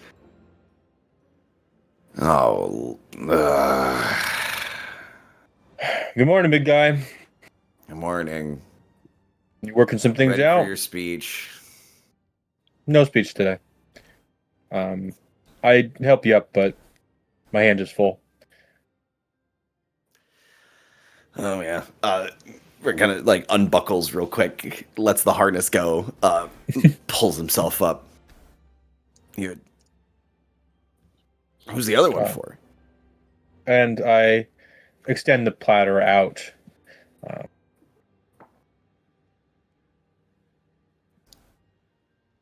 Kind of looks at it and goes, which one did you poison? Both of them. I don't want to be here either. In that case, you mind holding both of them? I will scoop up. Okay, I'll take the silver the tray, kind of tuck it under my armpit, and take one of them back.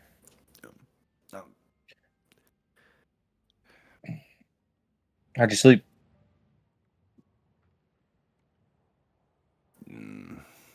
I thought I'd had enough weird dreams in Kahlo for the rest of my nights, but of course, one or two follow along. Yeah, I think until we come to the end of all things here, I think the dreams come with us.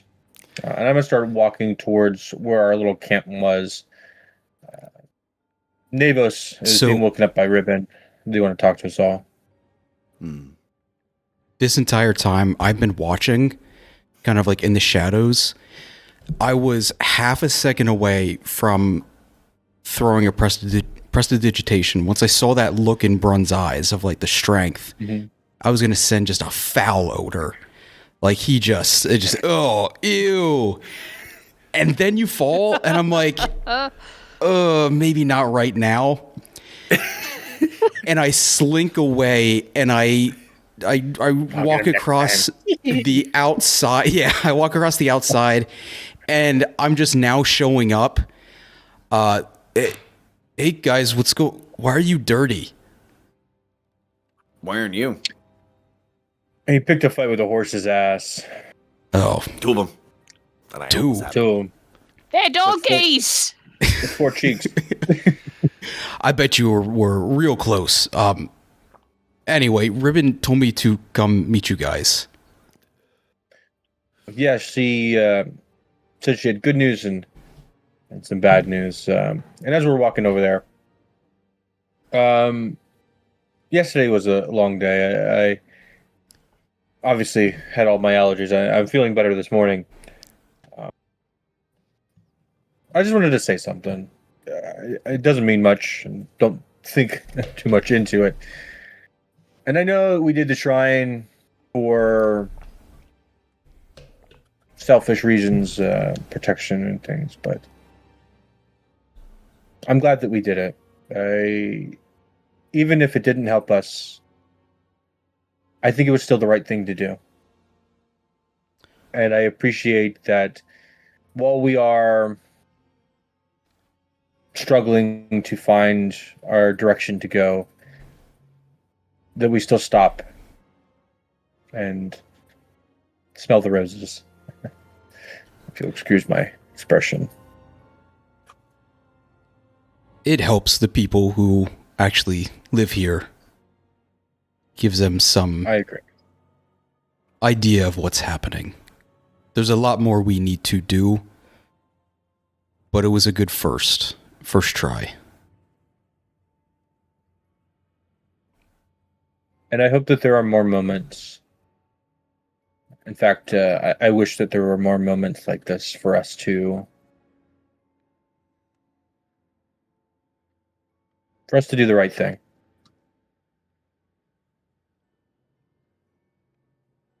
And I'm kind of looking at Brun as with kind of this face. I don't forgive what you've done in your past, but I appreciate you doing this thing with me yesterday. I should have said it yesterday, but I couldn't find the words. I had the moment, I had the night to think it over, and I don't know, like you were saying, strange dreams and whatnot. It put me in a reflective state of mind this morning. You got to call out the things as you see them.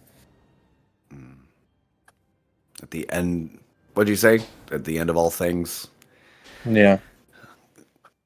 At the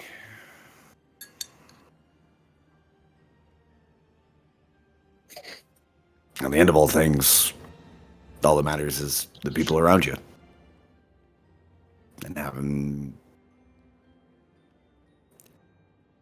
helping lift things they can't. Amen to that. And I'll lift my tea kettle or my teacup and clink it. Hopefully we're in ice shot of ribbon now.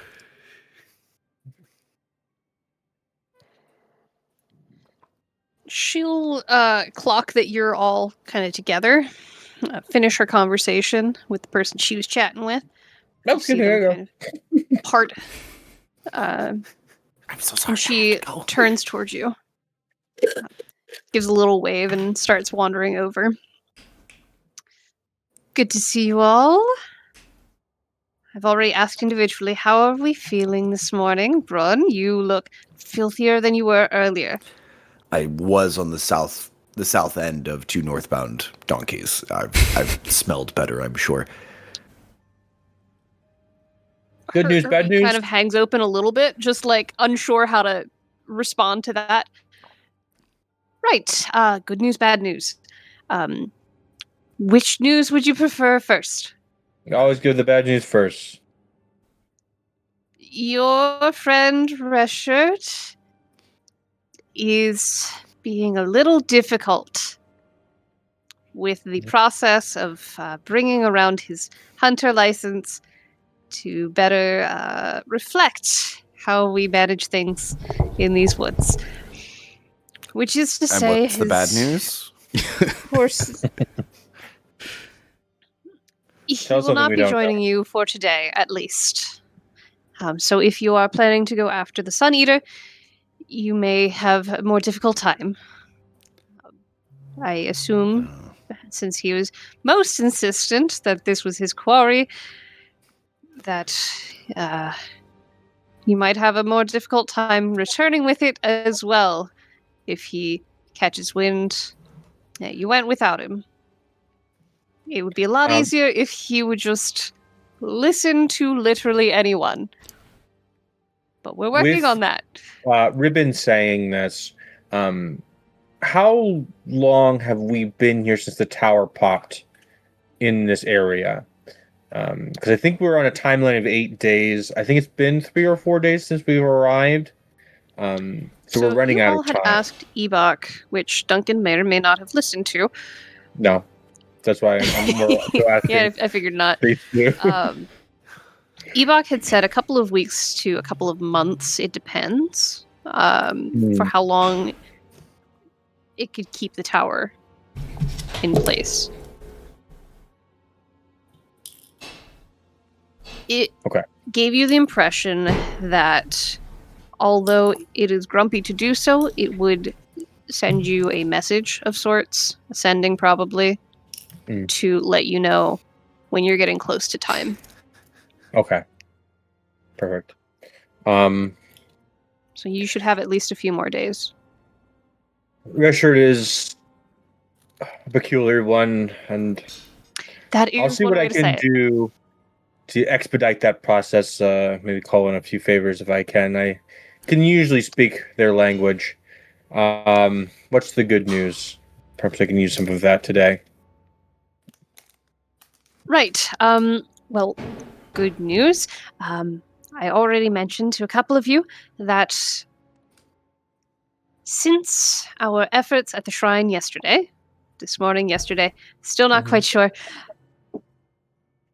the forest seems to be... how do I say it? The vibes are better. Sounds like a Three Flowers quote. How did you know that? The vibes are immaculate. Probably in my immaculate, I'm not sure, but certainly improved. Several of our druids have noted. Groovy baby. That is a new one. I haven't heard that one, but I'll be sure to present it to him and see if it. I hope I'm sure it'll stick. Anyway, yes, several of our druids and other like-minded fellows have noted a much better feeling within the forest itself. Further, maybe bad news? Neutral, I suppose. There's a meeting of the Flames Radiance with several of the other groups who have an interest here at the fort. They will be meeting to discuss options for the southeastern forests, where you had noted some. If I may, yes. I'm not familiar with all the groups of the area. What exactly other groups do you know are coming to this meeting? The Verdant Growth or... well, yes, Verdant Growth, myself included, Flames Radiance. A new one. One of the Hand of Scourge are here. Don't usually see them around here. There are a couple of groups from Pylora who've come down. Various druid enclaves throughout the rest of the forest have sent individuals. The leadership here at the fort itself, variety of peoples. Hey, Laura, if I'm remembering correctly, I think that's where you trained? Yes, that is where I hatched. How do you know any of the people coming? Or are they already here? I'm not quite sure who they are planning to send. Mm-hmm. It could be so many different people, honestly. I haven't seen any sort of confirmed list of who will be attending. It's sort of a closed open forum. The invitation was quite broad to who could attend, but asterisk of within reason. Mm-hmm. So probably not Brun. Well, with all of the help that you've offered, I don't see why that would be out of the question. Would I have time to rinse off, or should I just be downwind? There's always. I believe this will be later this evening. Give a few folks some time to come down through. Actually, think about it. I think it's supposed to be tomorrow, actually. So you would have the day as you see fit. Pylora's a couple of days away. So, especially with the danger on the roads. And is Richard free to speak to, or is he kind of being held in a room to learn? How goes the re-education? He is quite stubborn, from what I hear.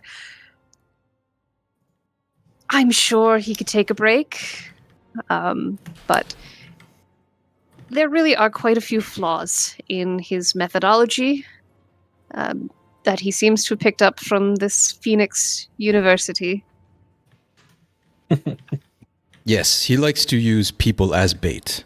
That is something I would like to talk about.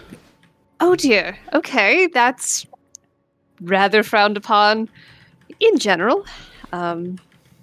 Scourge might agree with that one, but otherwise, generally we frown upon things like that. I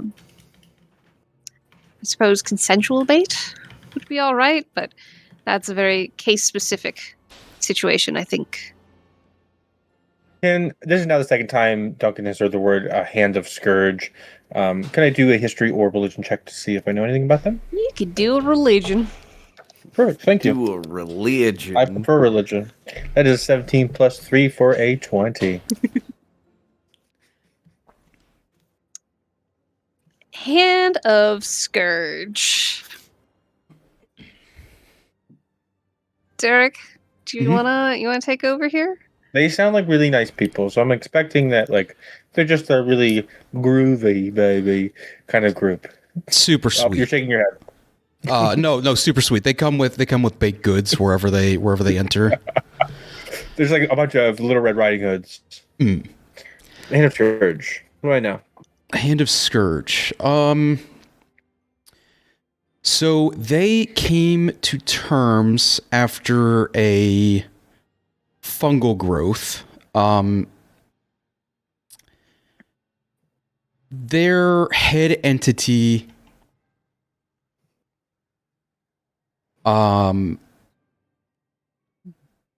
breathed this rot to any paladins at arms that wanted to join. And they undergone this sort of madness. If they were able to survive, they were part of the Hand of Scourge.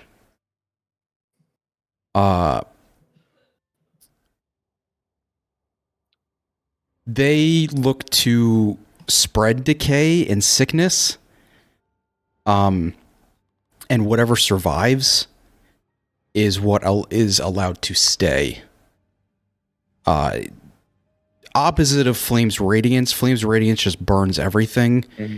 Scourge wants the healthy rot to stay around. With a 20, can I ask, how are they generally perceived by like normal people that aren't part of any paladin orders? It was like, oh, I'm thinking about the Hand of Scourge. They're kind of weird, or they're all right. They do what they do. Not Derek, great. How common would you say they are? Pretty out in the wider world. Pretty uncommon. So Ribbon likes the graveyards. Like that's pretty cool. This is like the bad side of that in terms of like the Scourge. It's the unhealthy graveyard love. They're not too favorable to most paladin groups as well as the common people. They're not like I'm kind of like in real world terms. I'm kind of thinking of them as like Mormons. Like they're like people put up with them, and they're not essentially evil, but like they're a little culty. Jehovah's Witnesses. Mm-hmm. These are menacing, or these Scientologists. Yeah, they're the unvaccinated group, if you could put it that way. No. No. Oh no, they're Christian scientists. They are tolerated, especially in like Pylora. They try to keep things fairly but balanced. Not appreciated. Tolerated but not appreciated. Like, keep at least 6 feet of distance and at least one mask between us and them. Exactly. Pretty much. Like COVID rules up in here. So like Pylora gives them space to be considered part of the grander like Order of the Wilds type grouping. Because they do recognize that death and decay is a natural cycle. But typically they're seen as a little more extremist. They're not as extreme as Flame's Radiance in like, gotta burn it all. They're a little more just kind of let things go. Do as they will. Do as they naturally will. Pylora be considered like the biggest city in this kind of area of the world? Like the central area of this? Pylora, if you want to ask Ribbon, she can give you a rundown on that. Okay. Perfect. Ribbon, you were mentioning all the groups coming, Verdant Growth, the Flames Radiant, they're already here. The Hand of Scourge, I'm curious why either they A, were invited, or B, decided to come. It doesn't seem like this is much their forte. Quite the contrary, actually. Rot and decay is kind of their thing. So getting their input on the they're very opposite of the Flame's Radiance in that sense. Opposite is a strong term. We are all representative of different parts of nature. I'm sure with your paladin order there are different approaches, yes, to Yes, what you of course. believe in. So too with the Flames Radiance and the Hand of Scourge and even the I think occasional there are a Lust of lot of Dreams. wrong approaches as well. I think other people take the same facts and come to the wrong conclusions with them. And that is your right to believe. We try to keep things balanced in general. You cannot have life and verdant growth without death and decay. It feeds the forest for the cycle to continue. Everything comes to an end. And the Scourge group, their insight is important, especially with an unknown disease such as we're seeing now. I'm curious if you'll indulge me even further. Is this balance, as you've put it, does this continue and extend to Pelora? I've actually never been there. Are they a hub of these different groups? Pylora is a major enclave of sorts. You'll get groups of druids and such all across the continent, but Pylora is a bit of a hub. I'll stick with hub. So you'll get druids who go there to train and to learn, to become more familiar with the world itself and connect deeper. There are some of our druids have been around for a good while, so they have a lot of knowledge to pass along. Mm-hmm. I happen to be hatched there. My family is not originally from there. We are from... Where is it? That's very racist of you, Duncan. Sorry, excuse me. Listen, she said it. Duncan's let me hold my trying to make beat. sure she's getting the pronunciation correct. Yeah, I'm trying to learn the avian languages. God, let him make mistakes. Duncan, I will warn you that what you've just said is rather rude. Oh, sorry. Sorry. I've been working on my pronunciation and enunciation, Right. and there's a lot My family comes from Verniana, in the Verniana. mountains. Skygem's Helm. There are several areas a bit higher up in the mountains. Pelora. You said it's Pelora. a couple of days. It's a couple of days travel from here, from the north or from the south. To the north. Is it? Pretty far from Alrith, because I lived in Alrith for quite some time. I'm surprised I've never actually been to Pelora. I know Alrith is far northwest from here. I'm not familiar with Alrith. No, it's not so the biggest city, but it is. It was pretty popular, populated, I should say. I see. I'm not quite sure. You said there was a really good to the mountains? carpenter that lived in Alrith. Doesn't live there anymore. Yes, northwest from here. I don't know if this is just Evan not remembering, but Alrith is like almost directly north. Is it? Oh, I've been drawing myself a little map. I thought it was to the northwest of here. Slightly northwest. No, it's to the north. It's through the directly mountains. north. Okay.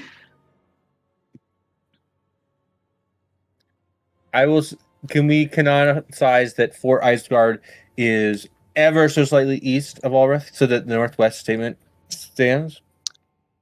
It is very, very slightly east. Yes, I'll take it. It's very north and the slightest bit east. Let me drag y'all back to the map real quick. The map. The map. Oh yeah, that is definitely northwest. You can't say true north. That's northwest. That's like ever so slightly west. But I could say. Anywho. From Alrith, how far east is Pelora? Pylora would be 2 hexes to the right and several down from Alrith. Oh, so not that far. Probably could have actually made the day trip out there. Each hex is 1 day at least if you're just traveling straight through. So about 6 days, almost a week Well, if they're that close to Alrith, I wonder if any of the Pelorian delegates that are coming know of its destruction, of its succumbance to the black fibers.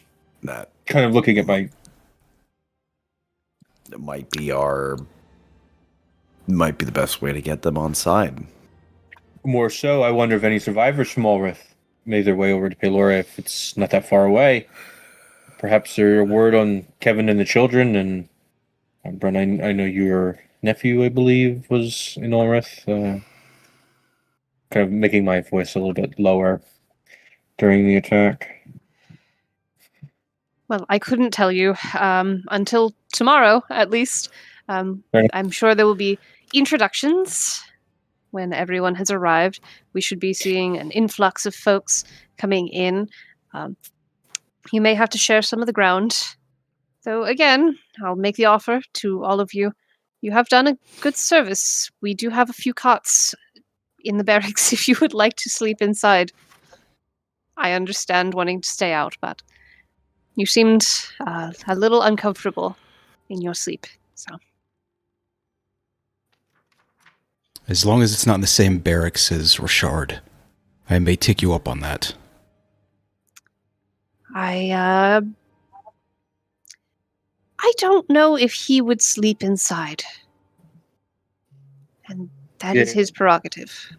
He definitely, from the one night I did spend with him, seemed like a man who sleeps under the stars. Which, can't fault him there. They are quite beautiful in this area. No torchlight pollution from the cities and all that. Is that a thing? Oh dear. Yes, if you go to a big enough city, many torches? We spent some time in Callow. It's a major city. It's very illuminated. I've heard a great city to the northwest, I believe, through the mountains. Yes, it's certainly much northwest. When we were there. More westerly than Alrith is, but definitely Alrith is still northwest. But we got as close as we possibly could to the stars in Callow, I believe. Fascinating. Well, I can safely say that I've not experienced that. The view from the tops of some of the trees in Pylora are incredible. My calling is not to the stars, but I can see the appeal quite easily. So that is the news I have for you. If you'd like to have a word with your friend Reshid, by all means. He seemed a little grumpy about he put all this work into the Phoenix Academy, and it should be good enough, and we're just keeping him there because we hate him. If we could let him leave safely, I think we would. But I don't know quite what he would do. A repo recently. Perhaps I could talk to them about speeding up this licensing process for Richard. I hate to see him stuck in this bureaucratic paperwork for a man who probably doesn't really know how to write. Check at her desk. Oh, I haven't been. I mean to say, like, have you experienced their mood? If they are in a good mood or a bad mood? Right. I have no idea. I was out yesterday just as you were, so. Yes, I know, but you seem like you had said, an early bird, and you get around. It would appear in a good way. In a good way. I mean, nothing. You get like a little head tilt of like, not quite sure what that means. I'm behind Ribbon, just going. Got it. All right, Run. Thank you for your time, Ribbon. I'm sure you have a lot to get to, as do we. A lot of preparations to be made. We have a Sun Eater to hopefully pacify, and yes, I look forward to tales of your success. You might be a part of them, but of the I'll let you know. Good. I'm glad. Anything else I can help you with for now? I do have a few things to get going on. Not that I can think of. Duncan. She looks around to all of you, turning around, like turning her head all the way to the side to look like side eye at you, Navos. I think I'm okay. I'm going to stop in with Richard, but that's about it. All right. And she'll guide you, give you directions rather to where you can find him. Well, I appreciate you, Ribbon. You've been very helpful, and as I was telling the boys here, I appreciate your help yesterday with the shrine. I know I didn't say anything at the time, but it felt good, and I'm glad that we were able to do that. Maybe not just for this fort itself, but for the forest itself.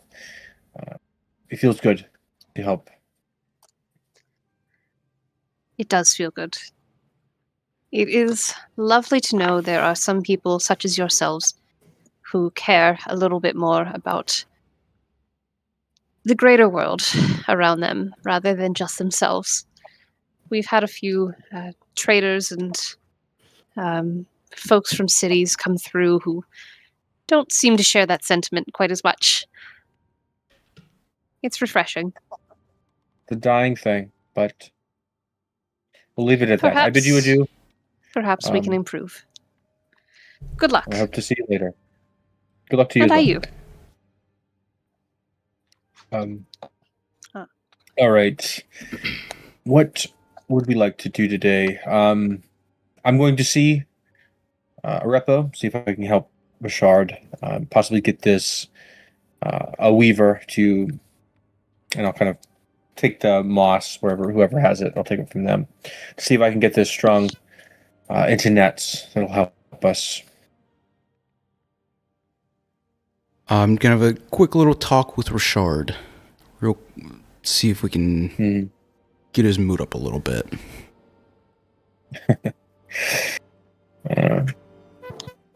Brun, what do you plan on doing today? Well, I think I've put all the heavy things where I can put heavy things. I'm not sure. I'm not exactly the best suited to go out and... I'd like to start tracking this thing, but I am certainly not suited for that. Well, we could always use more supplies. Way back in Ulrith, we were given the recipe for healing salves and whatnot. That might be helpful for us. If you can find the ingredients, we need animal fat. We need some herbs that probably grow around here. I'm sure you could talk to some of the Verdant Growth members. They probably know a great deal more than either of us do.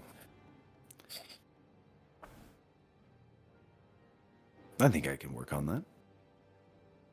Perfect. Unless if there's well, we left traps and snares. We did on our path. Mm-hmm. I think we should check those before they go. Before we lose another day or two. If anything's in the traps. Quick thing. I hope this doesn't count as splitting the party. I'm actively trying not to do that. It just dawned on me. We are sending Brun away. You could say you're going to the graveyard, bring Ribbon along. Do another 2 and 2. I was either going to be Ribbon or Three Flowers. Yep. 3 Flowers will probably find to know where all the good flowers are. Three Flower knows what's up. Brun was going to follow 3 Flowers, but genuinely asking Ribbon if she wanted to accompany me to the graveyard. Is this a date? Do you mean the graveyard? Isn't she like 19? Like legally an adult, but just barely? Don't make it weird. I don't think I've established how old she is. I was assuming if like just barely like legally. She's like in her 50s. She's just a really happy-go-lucky. She's 500 years old. I mean, once they reach a certain level, druids are immortal. So that's true. Fair enough. But okay. I would say a moment to talk to Richard, and then we finish up for the night because it is 9:30. Yeah, and I want to respect everyone's time. Brun will absolutely just like do B-roll tasks, not doing a ton of thinking. Duncan has a suggestion. Great, let's do it. Keep the brain spinning.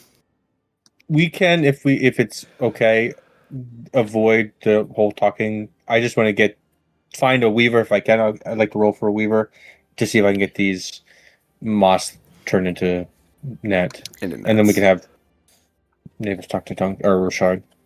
Okay, roll me for weaver. Okay. Will you like me in investigation, charisma thing, or investigation? Is a 15 plus 0 for 15. Again, I'm looking for somebody who like fixes tents or something like that, who have basic knitting skills. The local crew doesn't really do nets because they're not really out in the water and such. I will do some looking to see if that has netted you. A weaver. I'll get back to you on that one. Okay, absolutely. Navos. Reshard is easy enough to find because you hear through a heavy door a lot of shouting and cussing, and generally just like abusing the opposite direction. Abusing the front desk staff type sounds. Abusing the no shirt, no shoes, no service rules. Yeah, which doesn't really apply to most of the people in this fort. Yeah, but when you take off your shirt halfway through the transaction, it does invalidate the rest of the transaction. Anyway, Navos. I'll walk up. I want to make my footsteps known. Reshard, sir. You knock on the door a little bit, and like it gets real quiet on the other side, and the most exasperated looking gnome opens the door. No, hello. Hello. Hi. Can I help you? I think I'm looking for the one that is causing that headache. I see. I'm going to take my break now. I'll be back eventually. Make it a long one. He grabs like an armful of stuff from a table and like huffs his way out, leaving you with the door swinging open and Reshard looking so accomplished. He looks so smug. They're trying to break me, but they can't. Can't get inside my head. Oh, I know they can't. Oh, gosh. How you holding up out there? Fighting the good fight? We have separate fights. Richard, we're all going after the Sun Eater, right? So yes, it's the same fight.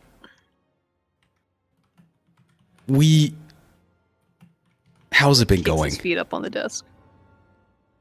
Well, like I said, they're trying to break me, trying to get inside my head. All their woo-woo nonsense, but I know what I'm about. I know how to hunt in these forests. They can't tell me what to do.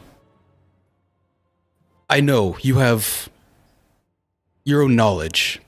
I'm sure a lot more than most people here. Is there any way you can help us, help me play into it, just to get you out? I need you. Well, yeah, I know you guys need me. You wouldn't survive in the woods like a single day. Play into their games, though, to mess with them. I like it. No. Okay. I know what you're doing. Yeah. Because if they think that I'm on their side, they'll let me go, right? And then I can do whatever I want. That's smart. I like it.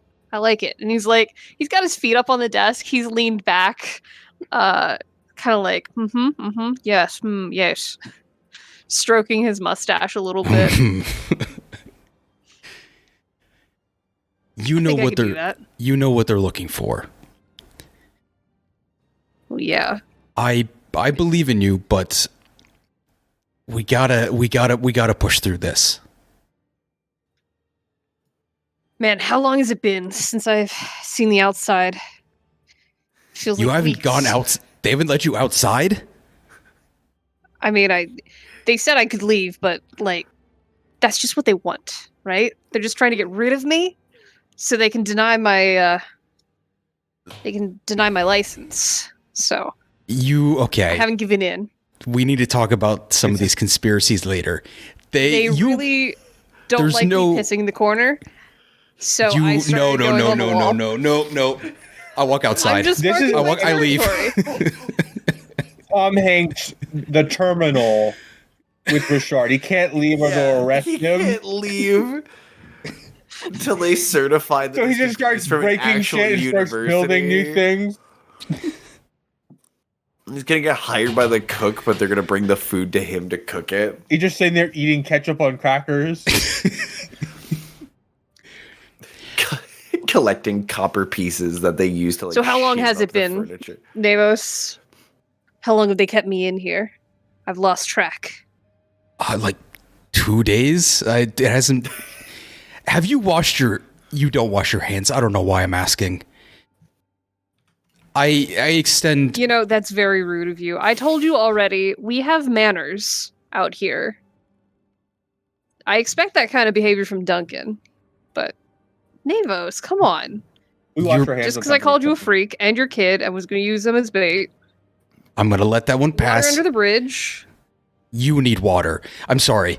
I extend my hand out. Why do I need water? I've got it. He holds up a flask. Takes a big swig. I've got this. I don't need water. Us of his And he, own like- urine. He slaps your hand like the most aggressive, like manly handshake he can think of. Roll me a d20 plus strength. Poof, plus strength, great. Oh, wow. Okay, 17. Oh, this is very important. I need this sheet to come up. Where is it? I got lucky on that roll. Derek, now's your chance. Use the reroll. Yeah. No, I'm so close. Did I save it here? Use the reroll. no. Do it. Do it. No, don't do that. I'm happy do with that. what I got for now. No, for. I think he's talking about forcing me to reroll. For you? Force the GM to reroll. Yeah. No, that's fine. You don't have to do that. It's all good. I really need to know what his strength score is What the plus is? for no Yeah. reason. Yep. Where is it? Where is it? All right, I'm gonna guess it's like at least a 2 or a 3. What do we think? Group consensus: 2 or 3 for his strength. 1. The ranger? Negative. He's a ranger. I could say like a 1 or a 2. But it's also Andrew, All right. so he's Well, like I throwing rolled. some weird tomfoolery in there. I rolled a 14, so none of those numbers will surpass your handshake. He kind of like looks down at your hand, looks at you, squints a little bit, purses his mouth, and like nods, like, I respect it. As you crush his hand just a little bit, but he holds back the tears. I'm digging in some claws as well. I'm holding as tight as possible. I'm looking to palm read as I'm holding his hand. Okay. Absolutely. What do we usually have you? Is that an insight? Do we have you roll for that? It's been a minute. Yeah, we can go for that. Insight perception. I would also allow sleight of hand on this one. Sight see. of hand. All right, so that's a 22. We'll go with insight. And what are you looking to learn? I'm making this as uncomfortable as possible. Like holding for like just staring him in his eyes. I want to know, how deep are the lines? Are they crossing over at all? Are there any curves? How long are they? How long is each line? What part of his story are you looking to learn?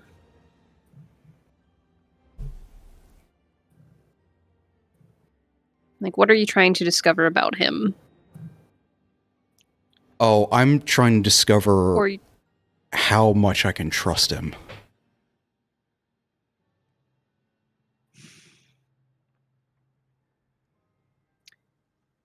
his hands are reflective, generally, of what he's told you about himself.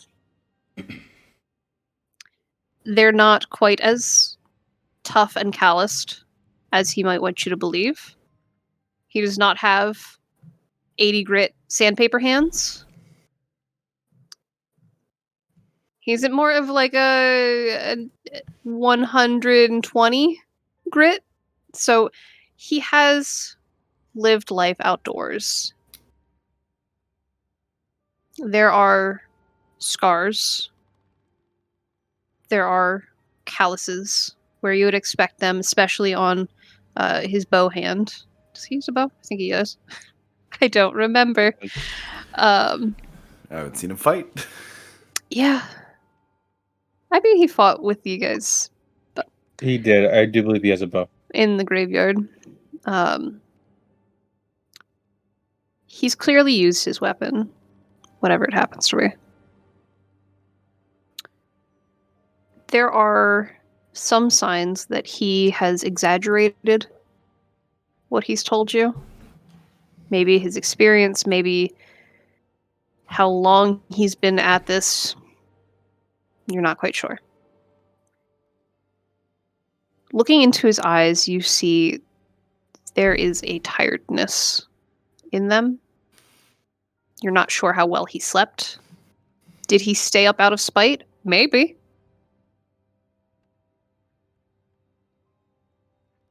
But he is really trying to keep up this appearance. Being the toughest, most knowledgeable person in the room. Even though your claws are sinking into his hand just enough to draw a little bit of blood. Not major damage, but...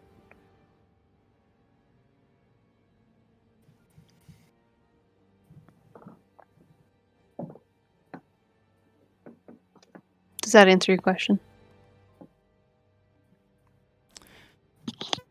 Can I ask, does it feel like any of them cut off sooner than expected? Yes. Okay.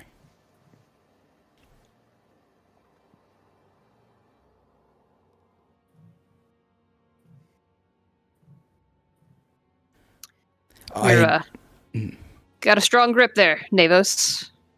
Didn't really expect that from you since you're a sissy little spell slinger. That is not the worst thing you could say about me. I didn't mean anything by it. You're one of them book nerds, right? You don't spend much time out in the world. No, Right. But, yeah, strong grip. And he kind of like awkwardly starts trying to pull his hand back. Kind of a, yep, yeah.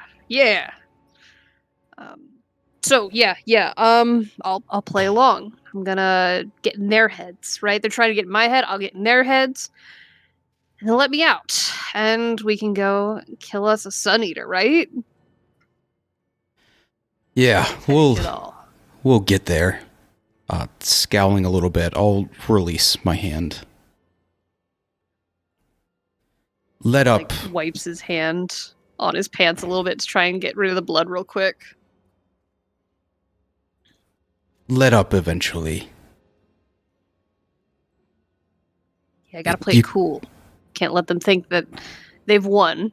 They gotta think that they've won, but can't make it easy. Visit me if you'd ever like. I'll talk to them. You can exit You don't have for to do just that. a I got bit. it. I got it. It's fine. Look, I've got him right where I want him. That guy, begging to get out of here, right? I think I can break him pretty quick. I know you can. Please, if you need anything, you can talk to me. I could use a bucket. I'm running out of walls. Oh, gosh. No buckets in this camp. Yeah, we took the last one yesterday. No, but never seen a bucket. They're actually allergic to them here. It's like Duncan's bucket. That's his favorite bucket now. I'm not taking Duncan's bucket. But thanks for checking in. Yeah, of course. It's nice to have a man on the outside.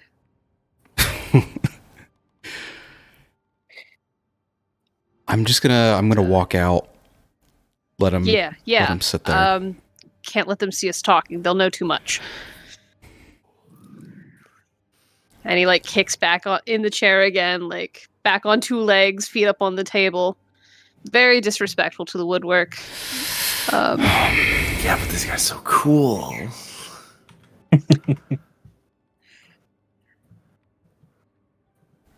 Any last anything from anyone else? I would like to follow my nose and find Three Flower and ask him to help with spotting making ingredients for salves, and just with a tag team nature check, stroll around with Three Flowers and Moo. But that could just be a roll. Or we could do that. Are you sticking to the hex that you're in? Or are you traveling further afield? It will determine how much time you spend. I'll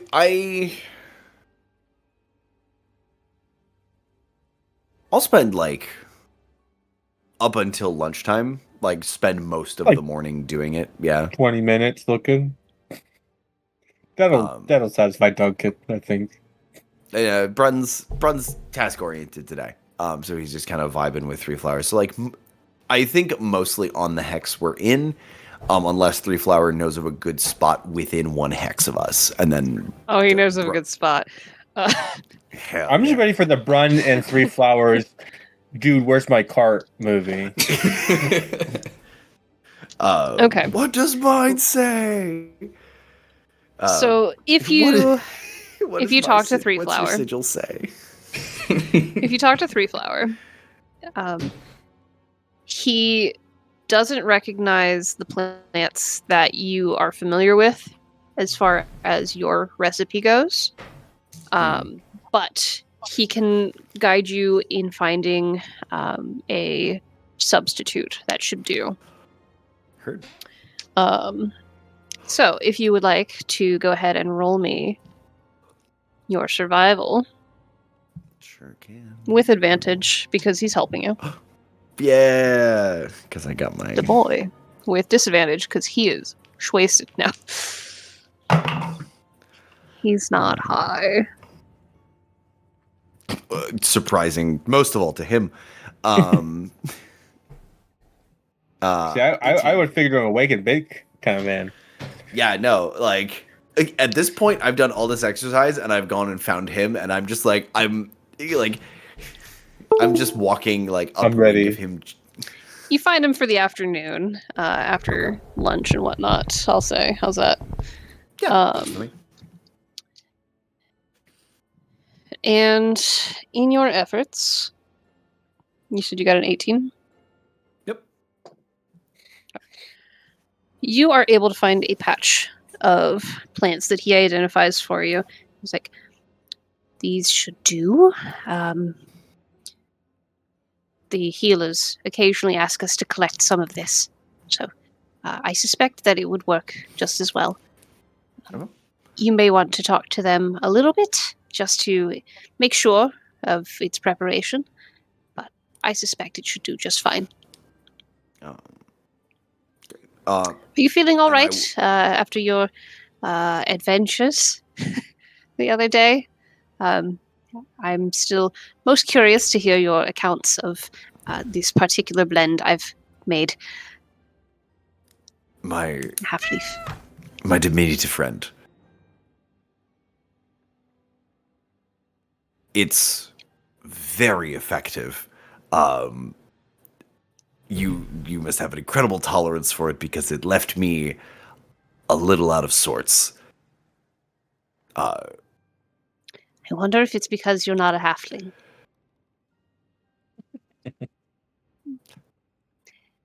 Are you telling to me me that this is very similar to what do they call it in the cities? Tobacco? I'm not entirely sure what you experienced. Well, I'll tell you what. If I can get my hands on some tobacco, I'll bring it back and we'll have a little trade and we'll see if you get the same effect. I would be delighted. See if it's, and he'll chat with you. Because I am 2.5 halflings. More like 100 halflings. But as Brun is harvesting, he's about to like just take sort of the knife and go to the base of the bush, and then is remembering what Ribbon said, and as annoyed as he is, Duncan's voice. We did a good thing. Taking care of this thing and like doing the good thing, and there's that pause, and then only takes about half or a third to half of the plant, leaving enough to let it keep growing as he goes from bush to bush. Three Flower will remember this. All right, and yeah. You'll make your way back. Yep. You have enough salve. Enough to make an additional salve. Three Flower will collect a bundle for the healers, especially with Pyrax still in the infirmary. Toasted. Roasty toasty. Little lizard. I forgot I wanted to check up on Pyrex. I moved his bed earlier to get him some sunshine. He's fine. He's just like dragging it. Skirt. Yeah, I had to do it really quick because the rest of the medics were trying to throw me out. Stop. Get that guy out of here. They were ready with the syringe to put you down. It's three big He's stealing the patient. It's 3 syringes. They glued them together because they needed one. They run his leg will heal him. I swear to God. A big Acme style. Giving him more air. Anyway, Pyrax, they do not need more air right now. They need rest. Anyway, any last things from anyone else, or shall we move into Stars and Wishes? I'm good for Stars and Wishes. Star for y'all, for what I assume was a lovely start of the session, because I was a dummy when scheduling a thing, and there's a full total lunar eclipse at 6 a.m. in the morning, so I couldn't reschedule. You should have scheduled it later. I should have scheduled the eclipse a different day. But yeah, thank you for working around that. Yes, no problem. So start at all of y'all. I look forward to listening back to that. I am sad I will miss the visual of all of your lovely faces as you read. I hope there were some things that got y'all. But I'll hear about it later. Goldstar 4, the dreams themselves. I like the dream, and then I like that we get to open our secrets. It's like a little Christmas gift that we could open up. And then it added context to everything that we've seen in the dream. And that was very humbling for Duncan, that he was given this. He sees it as a gift. to see such a pivotal moment in his cultural history is a gift for him. Makes it feel like he's on the right path. Yeah, I want to give a star for whatever the two of you added on top of the dream, what you built off from what was given to us. I'm so excited to hear those parts as well, because I know what y'all got. Mm-hmm. It'll be a fun little view inside your brains. Yeah, just that yes and like, okay, cool, here's how I stretch this. And then the again, that reveal at the end being like, oh, here's all of this, like all these little sprinkles that I threw in here, and now suddenly additional context. And what does that do for me? Because everything I've just said is canon now. And then the ending happens. And I'm like, well, it was I had been given this battlefield dream before, but I didn't know what battle it was. And then I was given this battlefield dream again, now with familiar faces because I've seen this dream before. And then the context that now all of these things are related by this event. This such a significant event. Yeah, like then star for making the prompts just work by themselves, and then but it's like watching it's like watching a murder mystery when you know who, like at the end, and like you get there and then you get one piece of information and the whole thing turns and you're like, oh, I suddenly have a very different understanding of this. What's the one I'm thinking of? Knives Out. Like, it's such a good just like pivot on that. I'm also very excited for like again, Jared, gold star for just making the weirdest motherfucker to run. Like, it's gonna be so hard to come up with more dreams for him. Because they're just all wacky-dacky all over the place. Like, there's a guy who's chained up, and then he looks at you and is like, would you like to know the answer? And, like, that's it. That's all we have. I don't know what to do with that. That's fucking wild. Would you like to know more? Abso-fucking-lutely I would, but I don't know when we're ever going to get there. My part. See, that's what I love so much about this is there's so much I don't know, and I want to give the freedom to the DM to just like, you choose where we go, but I don't want to know the final. I don't want to know the answer just yet. Here's a little sprinkle of madness as a treat. The treat is for me. I'm having such a good time. And it feels like y'all enjoyed it. So I feel like the effort was worth it. I was up till 4 a.m. last night. And I had work today at noon. So, I mean, also gold star for commitment, but gold star for obviously Alexis again, allowing you can still do stuff outside of this game. Like, oh, I'm going to be late to 8:00, and still giving us something to go off of. All right, so here's some cool dreams for you to enjoy, and that got us to that hour mark. I mean, we talked about it for much of an hour and a little bit of what we had talked about in our notes.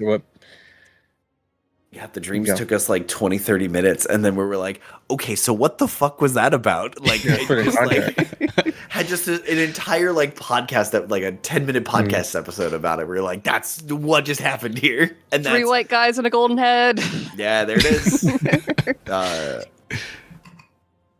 Yeah, my little avatar has just been floating on the map while you guys have talked.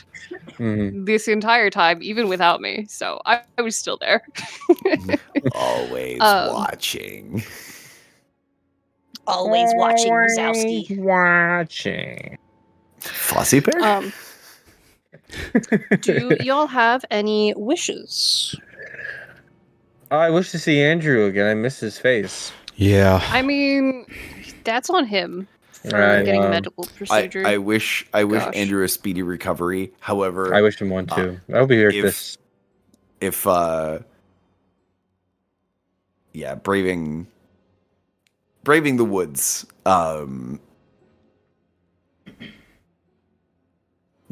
Soon going if we get into the woods or into the meeting.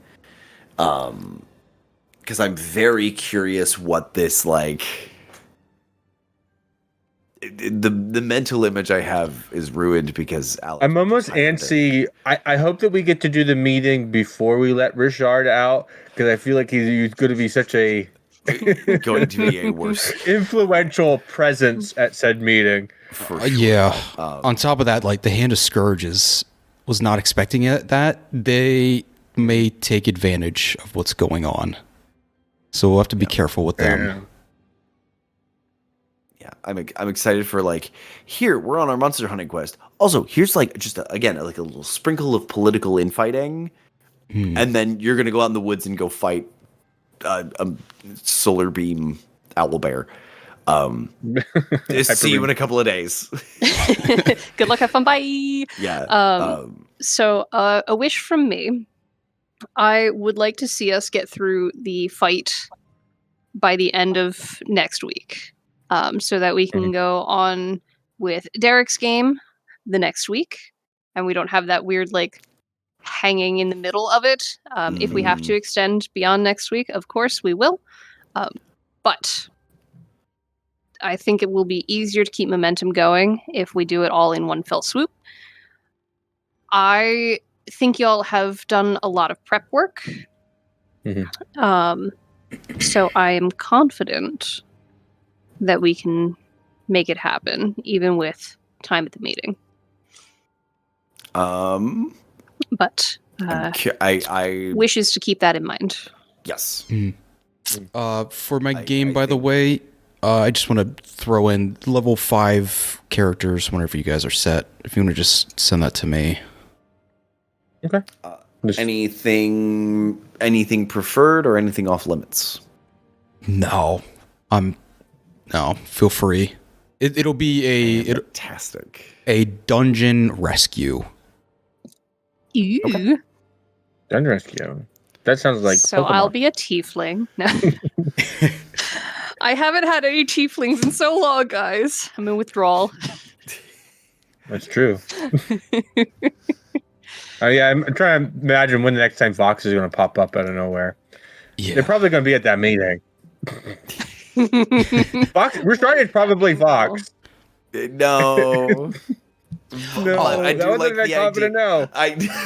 Because that's now that the idea is out there, it's going to be pondered. But I do like the idea that Vox is running the meeting, and we show up, and it's like, oh, the Hand of Scourge is here, and it's Vox, and it's just like, oh, god damn it. I forgot. I did want to ask Repo this entire time. Both of you, if there's anybody you want to message in game, kind of like offer my sending. If you want to think about that at all, just like, hey, are you still alive? Now, can you contact anybody whether or not you know they're alive? I would have to know them. I mean, do you know Kevin? Does that count? I've seen Kevin. Oh no! I'd imagine so. Oh, I guess. Now I can't guarantee that I'm gonna get an answer back, but I also can't guarantee that. Yeah. GM. Yeah. If you send a sending and the person is unable to receive it for magical means, is there a dial tone? Is there a whenever you trying to dial cannot be completed is dialed? Funny enough, Navos no longer in service. has the answer to that. Find out in game. Okay. Yep. Oh fuck. So can I just say, it is so funny to me that y'all don't share with each other.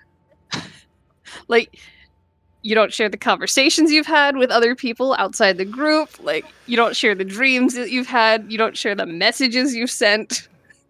It's just like, wow, they really don't want to talk to each other. I kid, of course, but it is very entertaining for me to be like, interesting. Watching you dance around it. But, Yeah. I think we're all still trying to play it close to our chest. Duncan has nothing to hide. But also, I feel like these two do. As a small star, I know we moved past them.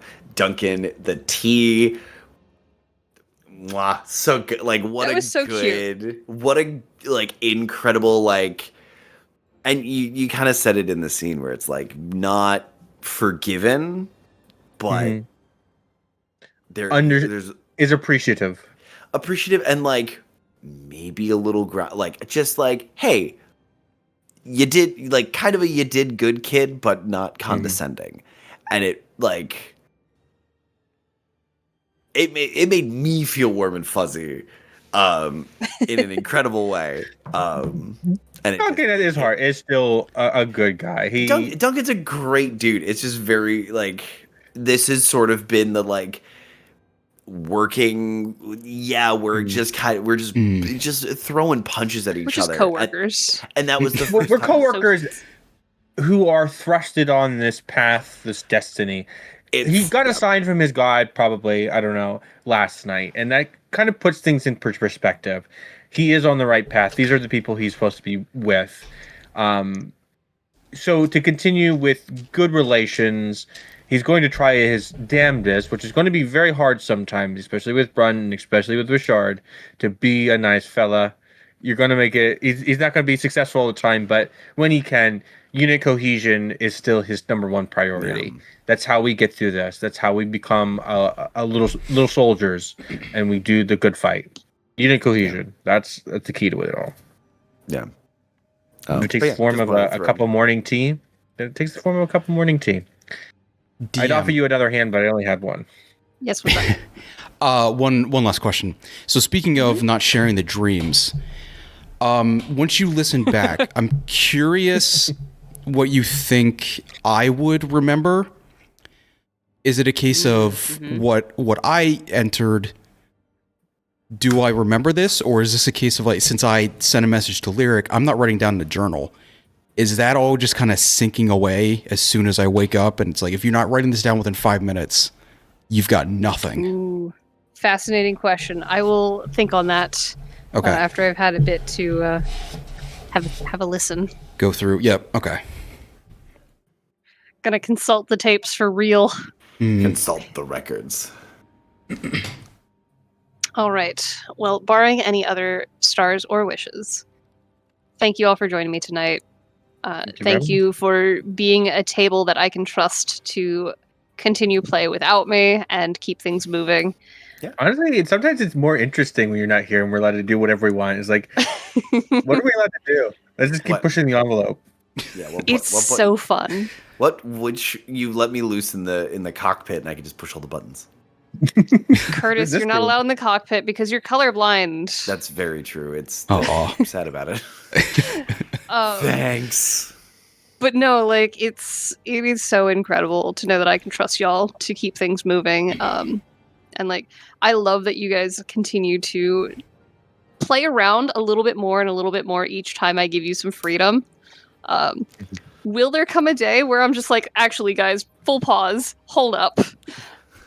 I don't know. And that's what's fun. But so far, it's been such a treat to be able to like give you space to play around so that I have something to work with as well. So thank you once again. I will see you all next week.